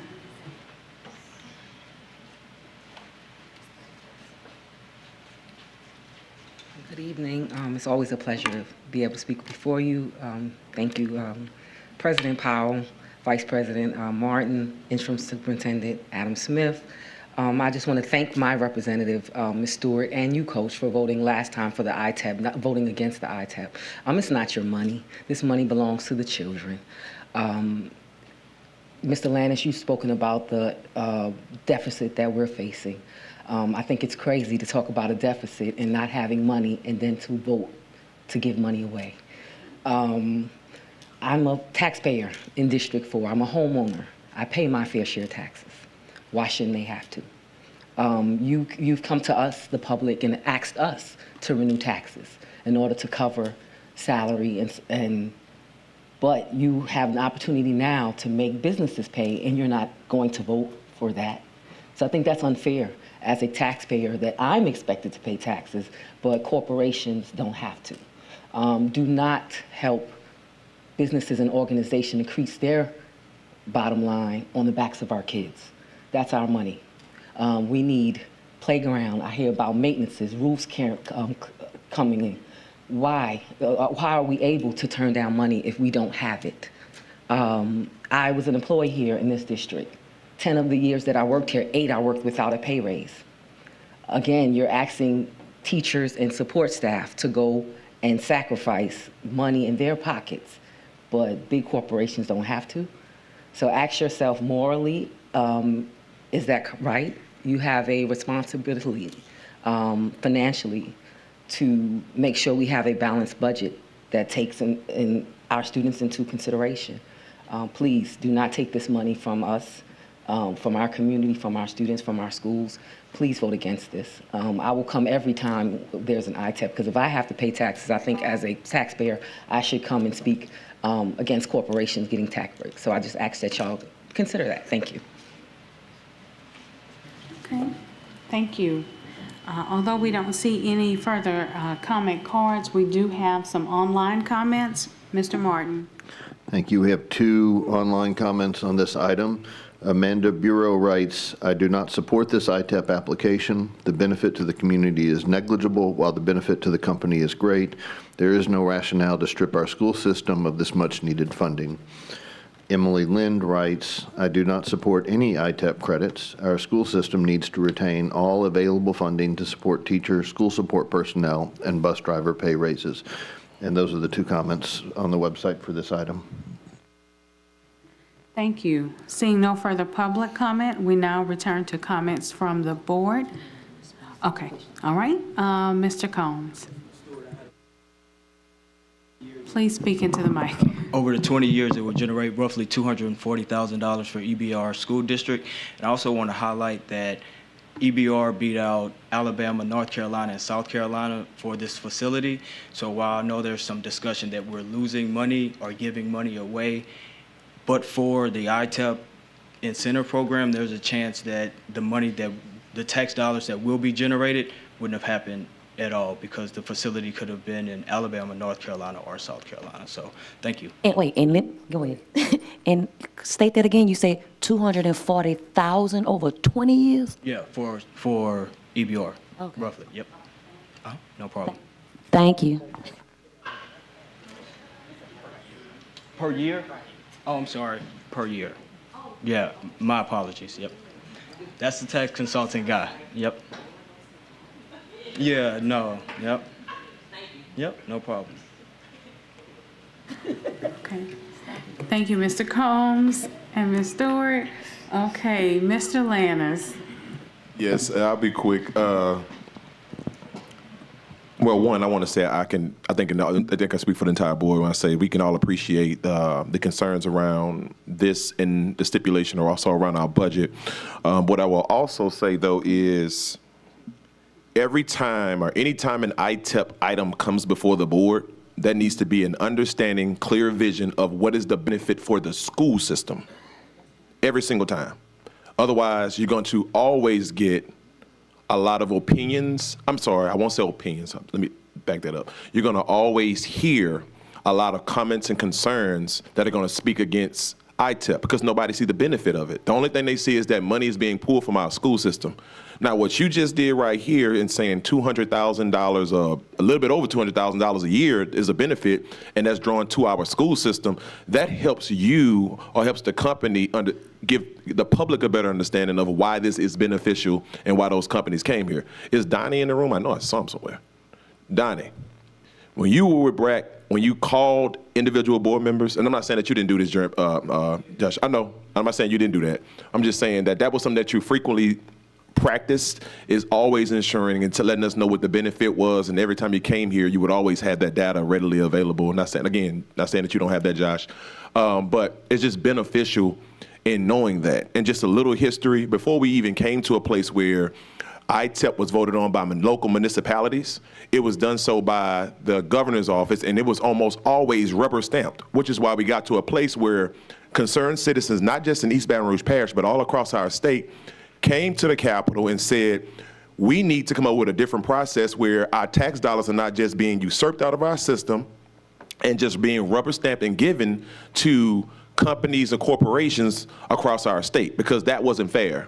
But to have a democratic process where local municipalities have an opportunity to say whether we want to vote it up or vote it down, that just makes more sense. Wherever you land, it makes more sense that we have the opportunity to do so amongst this board, much like City Council and also like the East Baton Rouge Parish Sheriff's Department. So I just want to lift that up, and it's just saying, like, please let's make that a current practice, because we can't stop the applications from coming forth because by law they have to, and we have to look at them on a regular reoccurring basis. But I will just lift that up again. Please make sure you always be able to, that you can show, not just talk about it, but be able to show and display to the board as well as our community as a whole, what is the benefit of us or the return on investment, rather, for us voting for an ITEP specific item. Thank you. That's all for me, Madam President. Thank you. Thank you. Mr. Lewis.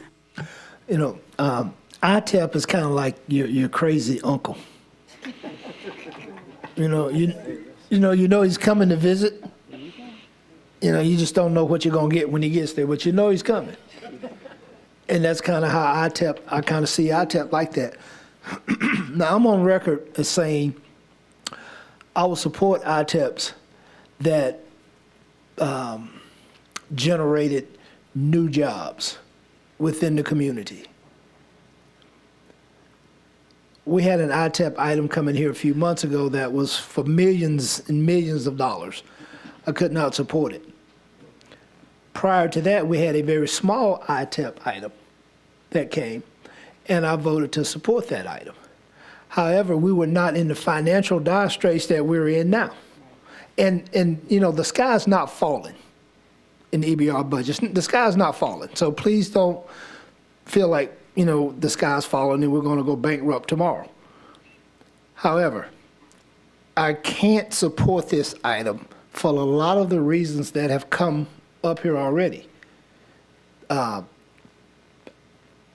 T buildings, schools need repairing, HVACs, overcrowded schools, playground equipment, if I'm not mistaken, you're exempt $65,000 a year. Is that your tax break? Am I reading the document correctly? I don't know. Yeah, I think that's. $65,000 a year. Well, we've given away more than $65,000 tonight already. So I know what ITEP does for this community. I know what it creates jobs.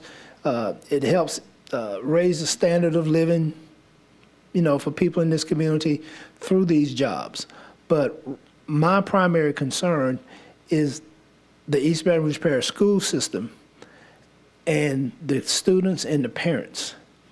At this point, I can't support it. It's not a bad ITEP, but at this point, I just really can't support it.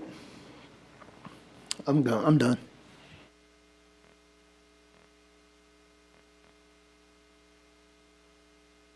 Just a moment. Okay, well, so then, thank you, April. I do need to pull my motion, Mr. Shamlin, since that's that crazy uncle, man. Gets you confused. I made the motion, yeah. Yeah, as a maker of the motion, you'd have to pull it to vote it. Well, he can vote against it, can he?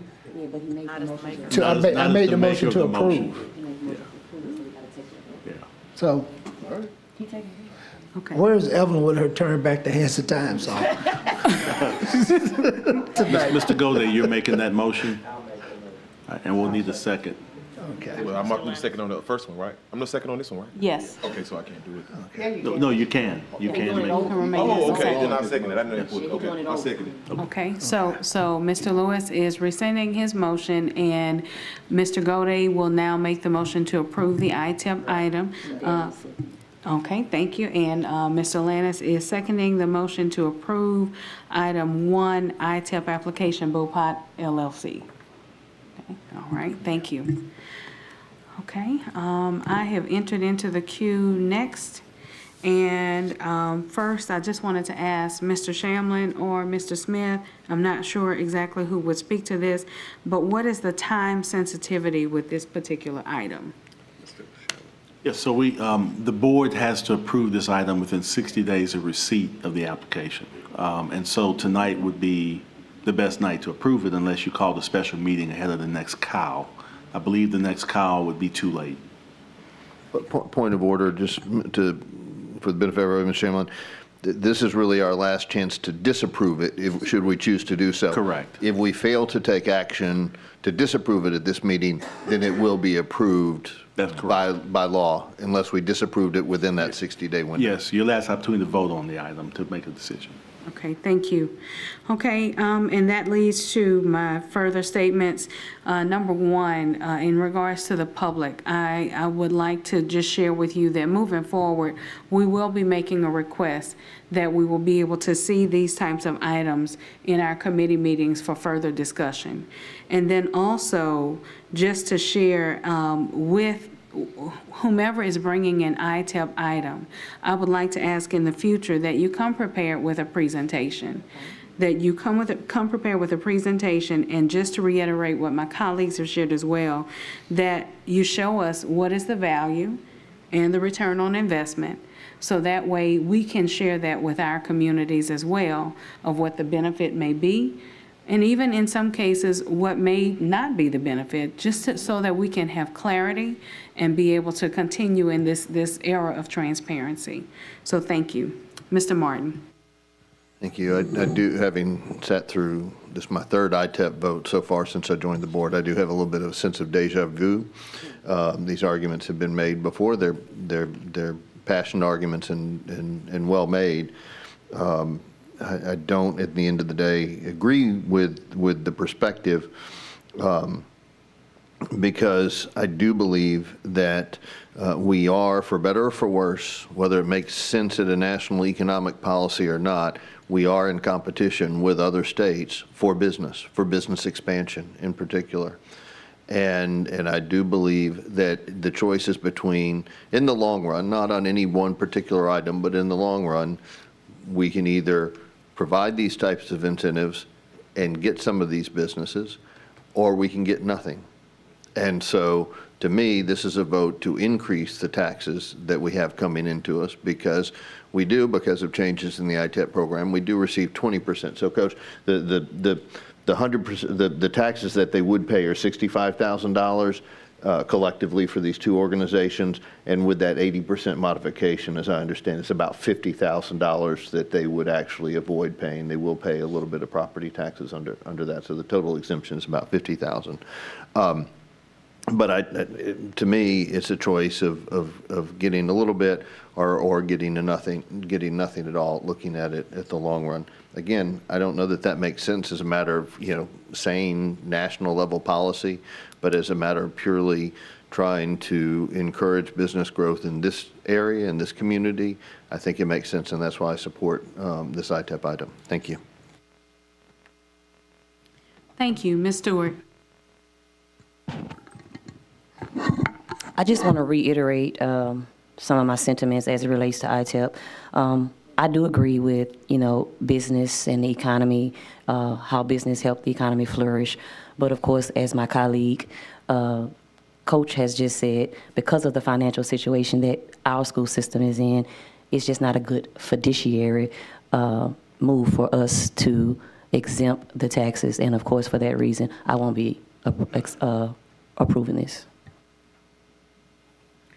Thank you. Ms. Chatelain. I think I agree that it's a lot about perspective and how you have on ITEP. And I'm going to say something publicly here. I didn't when I voted for Exxon. And I welcome emails all the time, but maybe this will help some people from emailing me wondering why I voted the way I do, because I do think it's important to know why we vote, how we vote sometimes. Number one, I think some of these conversations you should be taking to our governor. Not here, as we've all stated. It has to come here. I also think ITEP's probably about to change, right, with this new governor. So that's kind of my thoughts on that, is change legislation, because we have to deal with this.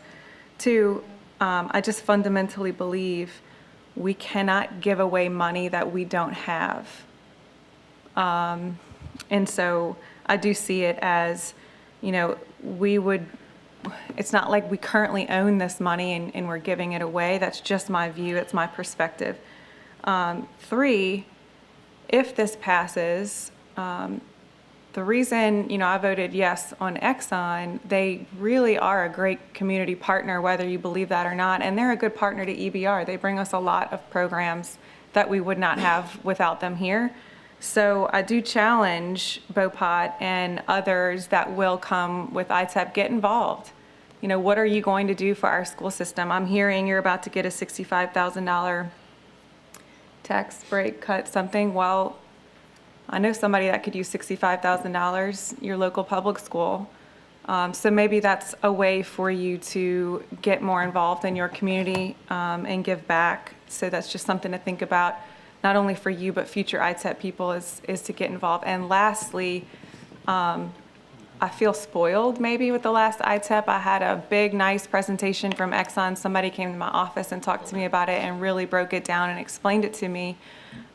Maybe because I'm new here, but that was really helpful. I haven't heard, I had to reach out to you guys, which I did because I think this stuff's important to really understand it.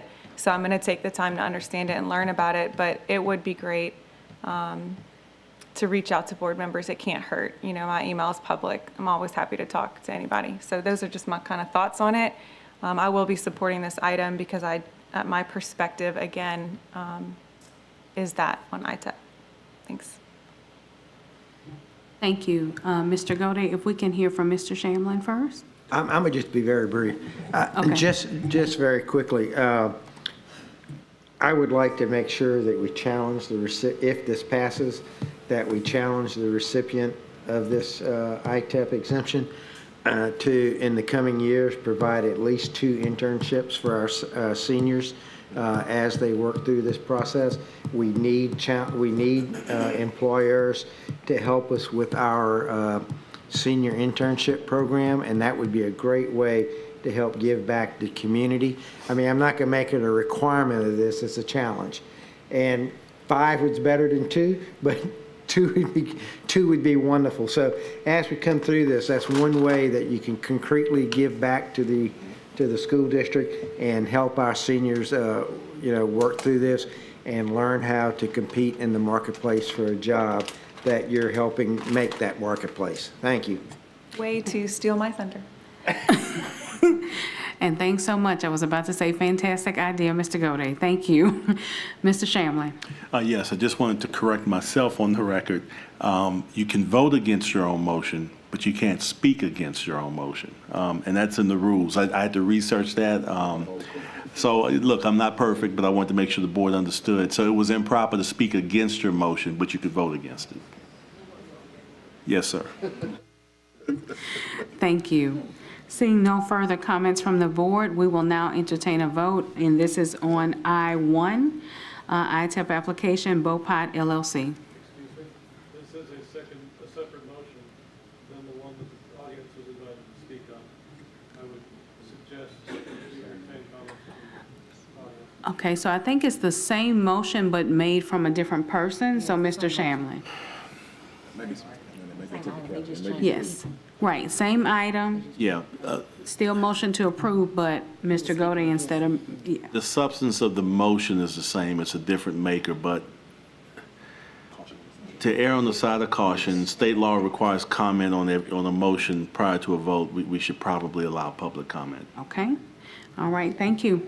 All right, Mr. Shamlin, considering, just a point of information, being that we're up against the timeline, if this was challenged and found to be an inactive motion, then the ITEP would pass automatically because we've passed the timetable. That's correct. So, I hear you, Mr. Gode. So I say we go ahead and vote. I'll leave it to the pleasure of the chair. The advice of counsel is to err on the side of caution. okay. Yes, so that is totally fine. Are there additional public comments in regards? Okay, all right, Dr. Finney, and did you turn in a card to Ms. I will Arnold? when I Okay, finish speaking. Thank you. That is totally fine. Thank you for following that excellent advice you got from your counsel. Replacing one rubber stamp with another is still a rubber stamp. The current procedure says that you should consider each of these on their merits. And if the party that wants you to spend money and choosing not to accept revenue is an expenditure, however you want to consider it, if they can't make their own case, you shouldn't make it for them. They haven't made a case. Furthermore, one more item, it appears as though they have separate companies serving different purposes for different reasons. One of them is creating jobs, one is not. You should not approve this for the entity that is not creating jobs just because they happen to share some ownership and other things with the one that actually is creating jobs. So if jobs are important, Coach Lewis, approve one and not the other. And I think I know which is which, but I could be wrong. So thank you for your indulgence. Thank you, Dr. Finney. Ms. Tanya Nyman. Thank you. Okay, and make sure you turn in your card Okay. after you finish. And please don't start my clock just yet. I'm a little confused. So I turned in 2 cards to begin with because it was separated as 2 items. Does that mean I get to talk again since this is on the substitute motion? Okay, good.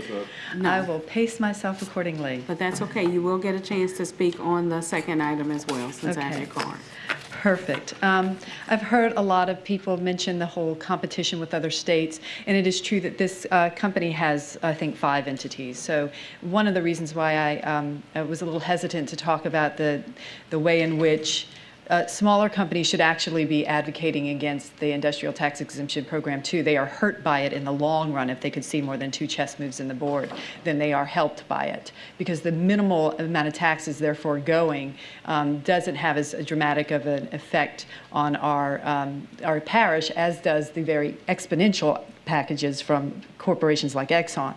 And so really, they would be better served if they joined with those of us who are saying, get rid of this so that we can benefit from the improved infrastructure that would result if corporations as much as Exxon would pay their fair share of taxes. And so for that, Rich, with this need to attract more and more industry, but before I forget, Ms. Powell-Lewis, the request for additional information from the companies I think is really important because there is some critical information that we could use from these companies to evaluate the merits. Like this company, Exxon is a public company, so you can go look at their 10K and see their financial information. And you should never rely just on Exxon's presentation to you. They never give you all the facts that you need in order to fully evaluate the strengths and merits of their requests. But I can't even see this company's information because they're a private company and they don't have to make that information public. But I think if they're coming to a public entity asking to forego taxes, they should be required to provide that company. Tell me how much your CEO makes, how much you pay your average employee, how much have you paid over the years from all of your entities to your different locales. I think all that's relevant information. So if they want that, I think it's an important piece in their presentation. But on that note, that's one of the things that really troubles me is that we hear, oh, I get another 3 minutes though. So we here are saying, of course, no, our public schools should not be subjected to ITEP, but we're not saying that, hey, they shouldn't at this time because it's still in law, it's in the state constitution, they have to come before you, you have to vote. We're saying that you should always just automatically vote no, because there is no reason our public schools should be subjected to ITEP. It just doesn't make any sense in terms of businesses. And then I'll be happy to update everybody about the dramatic negative effects of how the way those really big corporations forego the tax dollars and all the other information they're not telling you about, and to correct that record since, no, they generally don't show up with all the information that they should be sharing with you. So as I always say, don't get your information from one source. Always read widely and evaluate it critically before you arrive at a position. Thank you. Thank you. Seeing no further public comment at this time, we will now return to comments from the board. Okay, seeing none, we will entertain a vote, and this is on I-1, ITEP application, Bopot LLC. And this is to approve the application. Please vote.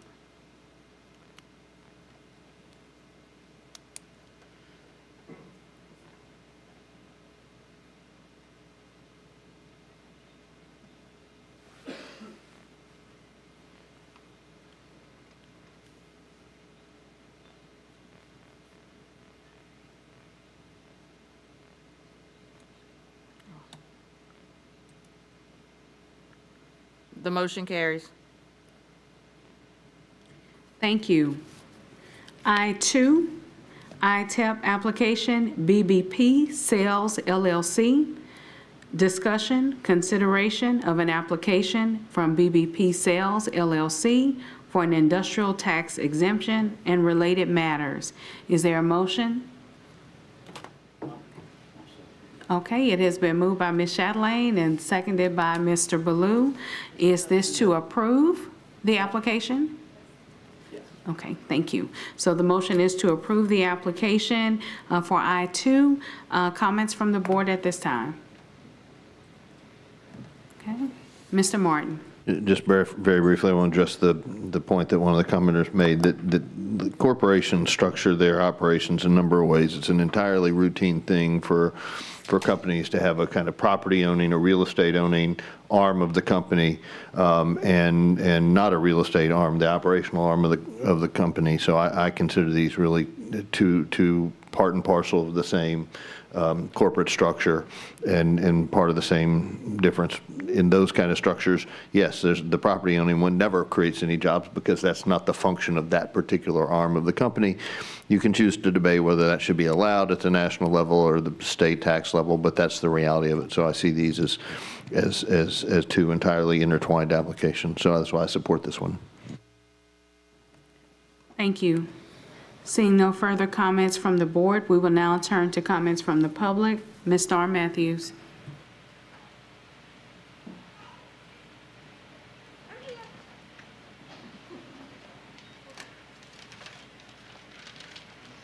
Y'all called me, right? Okay, my bad. Okay, I think what Fairley was trying to say, Board Member Landis, you were talking about the way the law works is to actually change the law as a whole at the legislative level to where they can't touch schools at all. You're right, what you were talking about. You're absolutely correct. But we need to change it like the other states to where they can't touch us at all. And when they say, you know, oh, well, if y'all don't approve it, then we won't come here. We'll go to other states. It's a lie.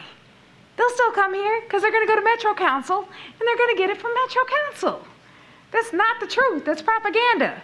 It's fear technique. If you don't do this, then I'm going to do this. I'm in my propaganda unit right now at school. I'm teaching the kids about it so they can recognize it when it's being used. Okay? Fear technique. We teach our kids do it. If you run in the street, you're going to get hit by a car. Okay? If you do something horrible, then something bad's going to happen. All right. Now, I make $50,000 a year. I'm in my 18th year of teaching for East Baton Rouge Parish. I pay my full taxes on my house, full share, and I'm happy to do it because my kids go to their local school, their neighborhood school. I am a proud Bel Air parent. I am the president of the PTO of Bel Air. I love my Bengals. You didn't have to make that face. I love my Bengals, okay? I'm proud to pay my taxes so that you all can do what we need to do for this parish. So why do companies that make millions of dollars get a tax break? I make $50,000 a year. I don't get a tax break. I'm a single parent of special needs children. I don't get a tax break. Shouldn't it be the opposite? Just asking. Thank you. Ms. Tanya Nyman.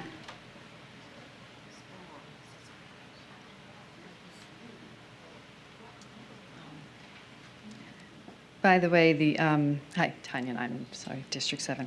The governor doesn't decide the ITEP, it's that Commerce Board of Industry or whatever. And actually, when that was the board making the decision for local municipalities or local parishes, that was also one of the peculiar rules just for Louisiana. Imagine that. Only Louisiana. And it's not a national program. There's only, I think, I didn't do my research, I think there's only 13 states that participate in an industrial tax exemption program. So when we're competing against those states, it's like a race to the bottom. That's generally what happens more often than not. And so I just think it's really important that we understand that it is very peculiar and it is hurting this parish in particular. And because And while I don't want to pick on this company, because like I said, if it is genuinely a smaller company, they would benefit to a great degree if we could make sure that the larger entities would pay their fair share. I just want to provide a few data because, of course, I'm very sorry I wasn't here for Exxon's application. I had another obligation. But just so people understand, if you're trying to say we need to approve these contracts because we need industry to come to this parish, because that's going to grow our economy and we're going to suddenly become more lucrative. We're going to have more tax revenue for our schools. Exxon made $56 billion in profit. How much more money do we have to, and I know not all of that was generated in East Baton Rouge Parish, but they're not even transparent about how much of that was generated in East Baton Rouge Parish. Their plant is the third largest in the world. The third largest in the world, and they are clearly generating exponential amount of dollars in profit, so much so that they paid their CEO $35 million last year. $35 million. I'm sorry, I'm on the wrong page. And so when you start looking at the amount, so they were asking for they were paying 14 million. They were saying, oh, we pay a whole 14 million to this parish, and we need to get part of that, recouped to us because we can't afford to pay the East Baton Rouge Parish children any money because $56 billion in profit isn't enough. And we need to pay our CEO $35,950,331. And let me tell you, they're not trickling it down to their own people, right? Because their CEO back in 2021, when y'all approved $23 million in a tax exemption, their CEO made 108 to 1 to its employees, and now they make, hold on, 210 to 1. Their employees' median salary didn't increase at the same rate as their CEOs, right? So even their profits aren't trickling down to their own people. And they don't even pay a commensurate share of taxes to the US that they do to other countries, right? So they only pay 8% of revenue generated in the US, the taxes they pay to other countries, 15%. So they pay countries other than the United States twice as much in taxes. So I don't want to hear any more about Exxon being generous to this parish until there are no children living in poverty. Thank you. Dr. Finney.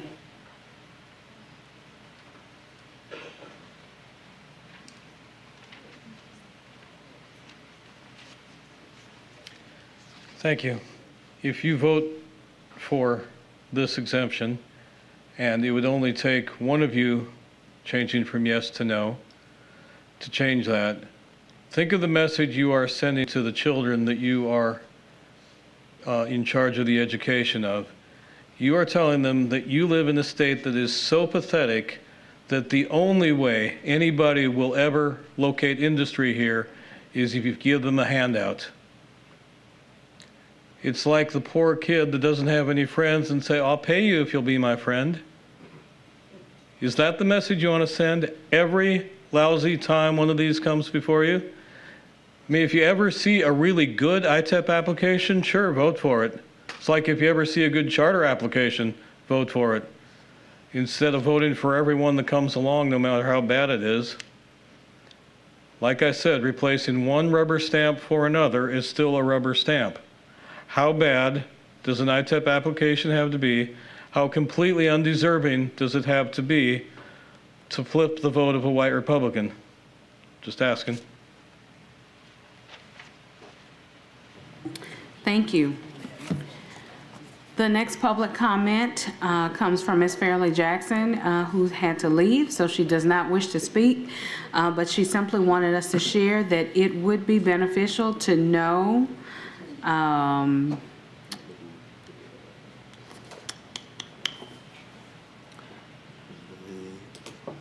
correlation between items 1 and 2. Thank you, thank you, thank you. And look, and I'm used to reading some interesting writing, but you did very well. Thank you. It would be beneficial to know the correlation between agenda item 1 and I2. Also, I forgot while cheerleading to say woo-hoo for Adam Smith. All right, so that ends the public comment cards. We do have some public comments online. Mr. Martin.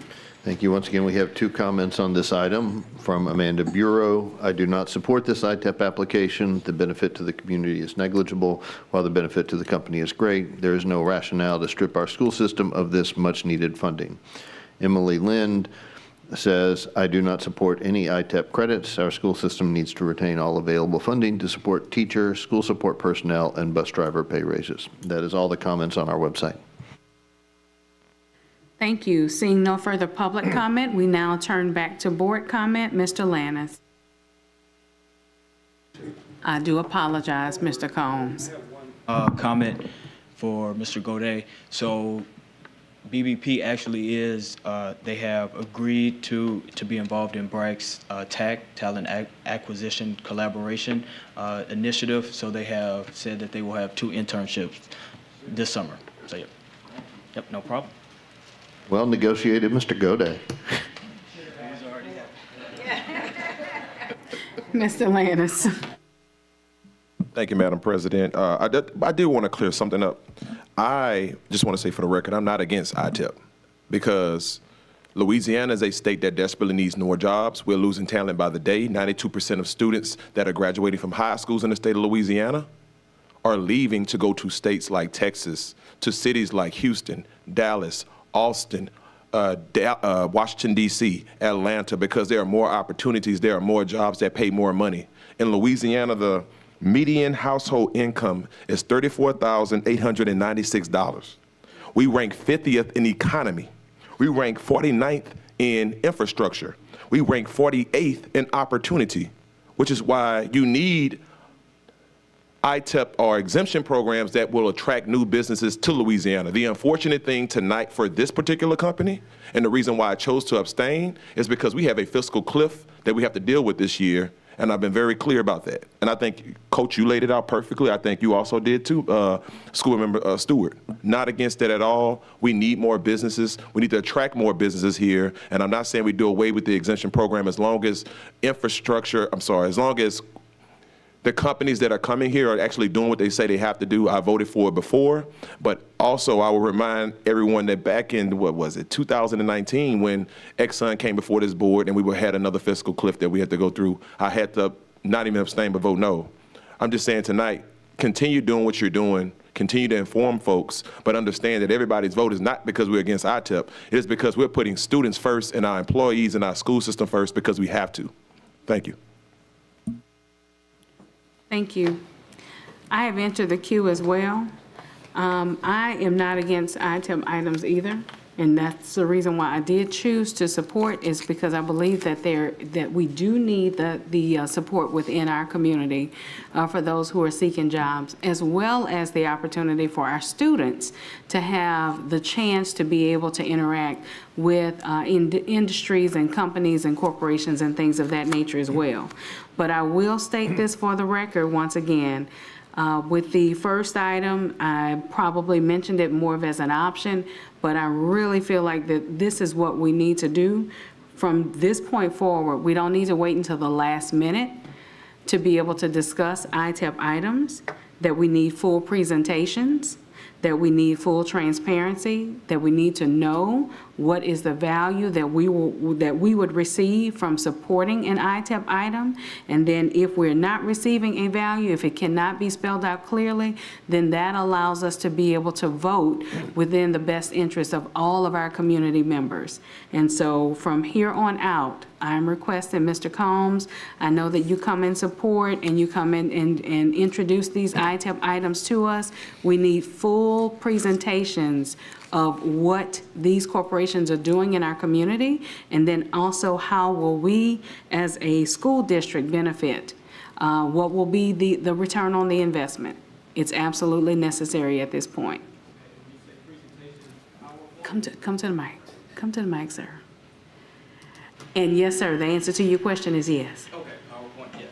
And I'll make sure to send out an email to everyone to confirm I have the correct email addresses for everyone. So please send a response to confirm it's the right one. And definitely. And phone numbers as well. That's exactly right. Definitely you all, this young man did reach out to us. He did call us. He did. I think he called me more than once. But, uh-oh. Okay, so you got to make sure you call everybody. I sent you an email. Yes. Yep. Yes, send full presentations, please, and thank you. No problem. Okay, all right, thank you. Call quite a few. Miss Chatelain. Okay, that's okay. Thank you. All right. Okay, seeing no further board comment, we will now entertain a vote. Please vote.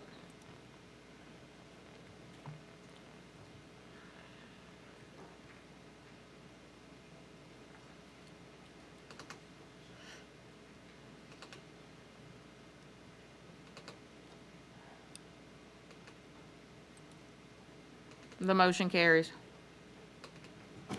Thank you. We are now to item J, organizational items. Mr. Lannis. I'll go slow for our sign language interpreters. I know he told me last time I talk a little fast. All right.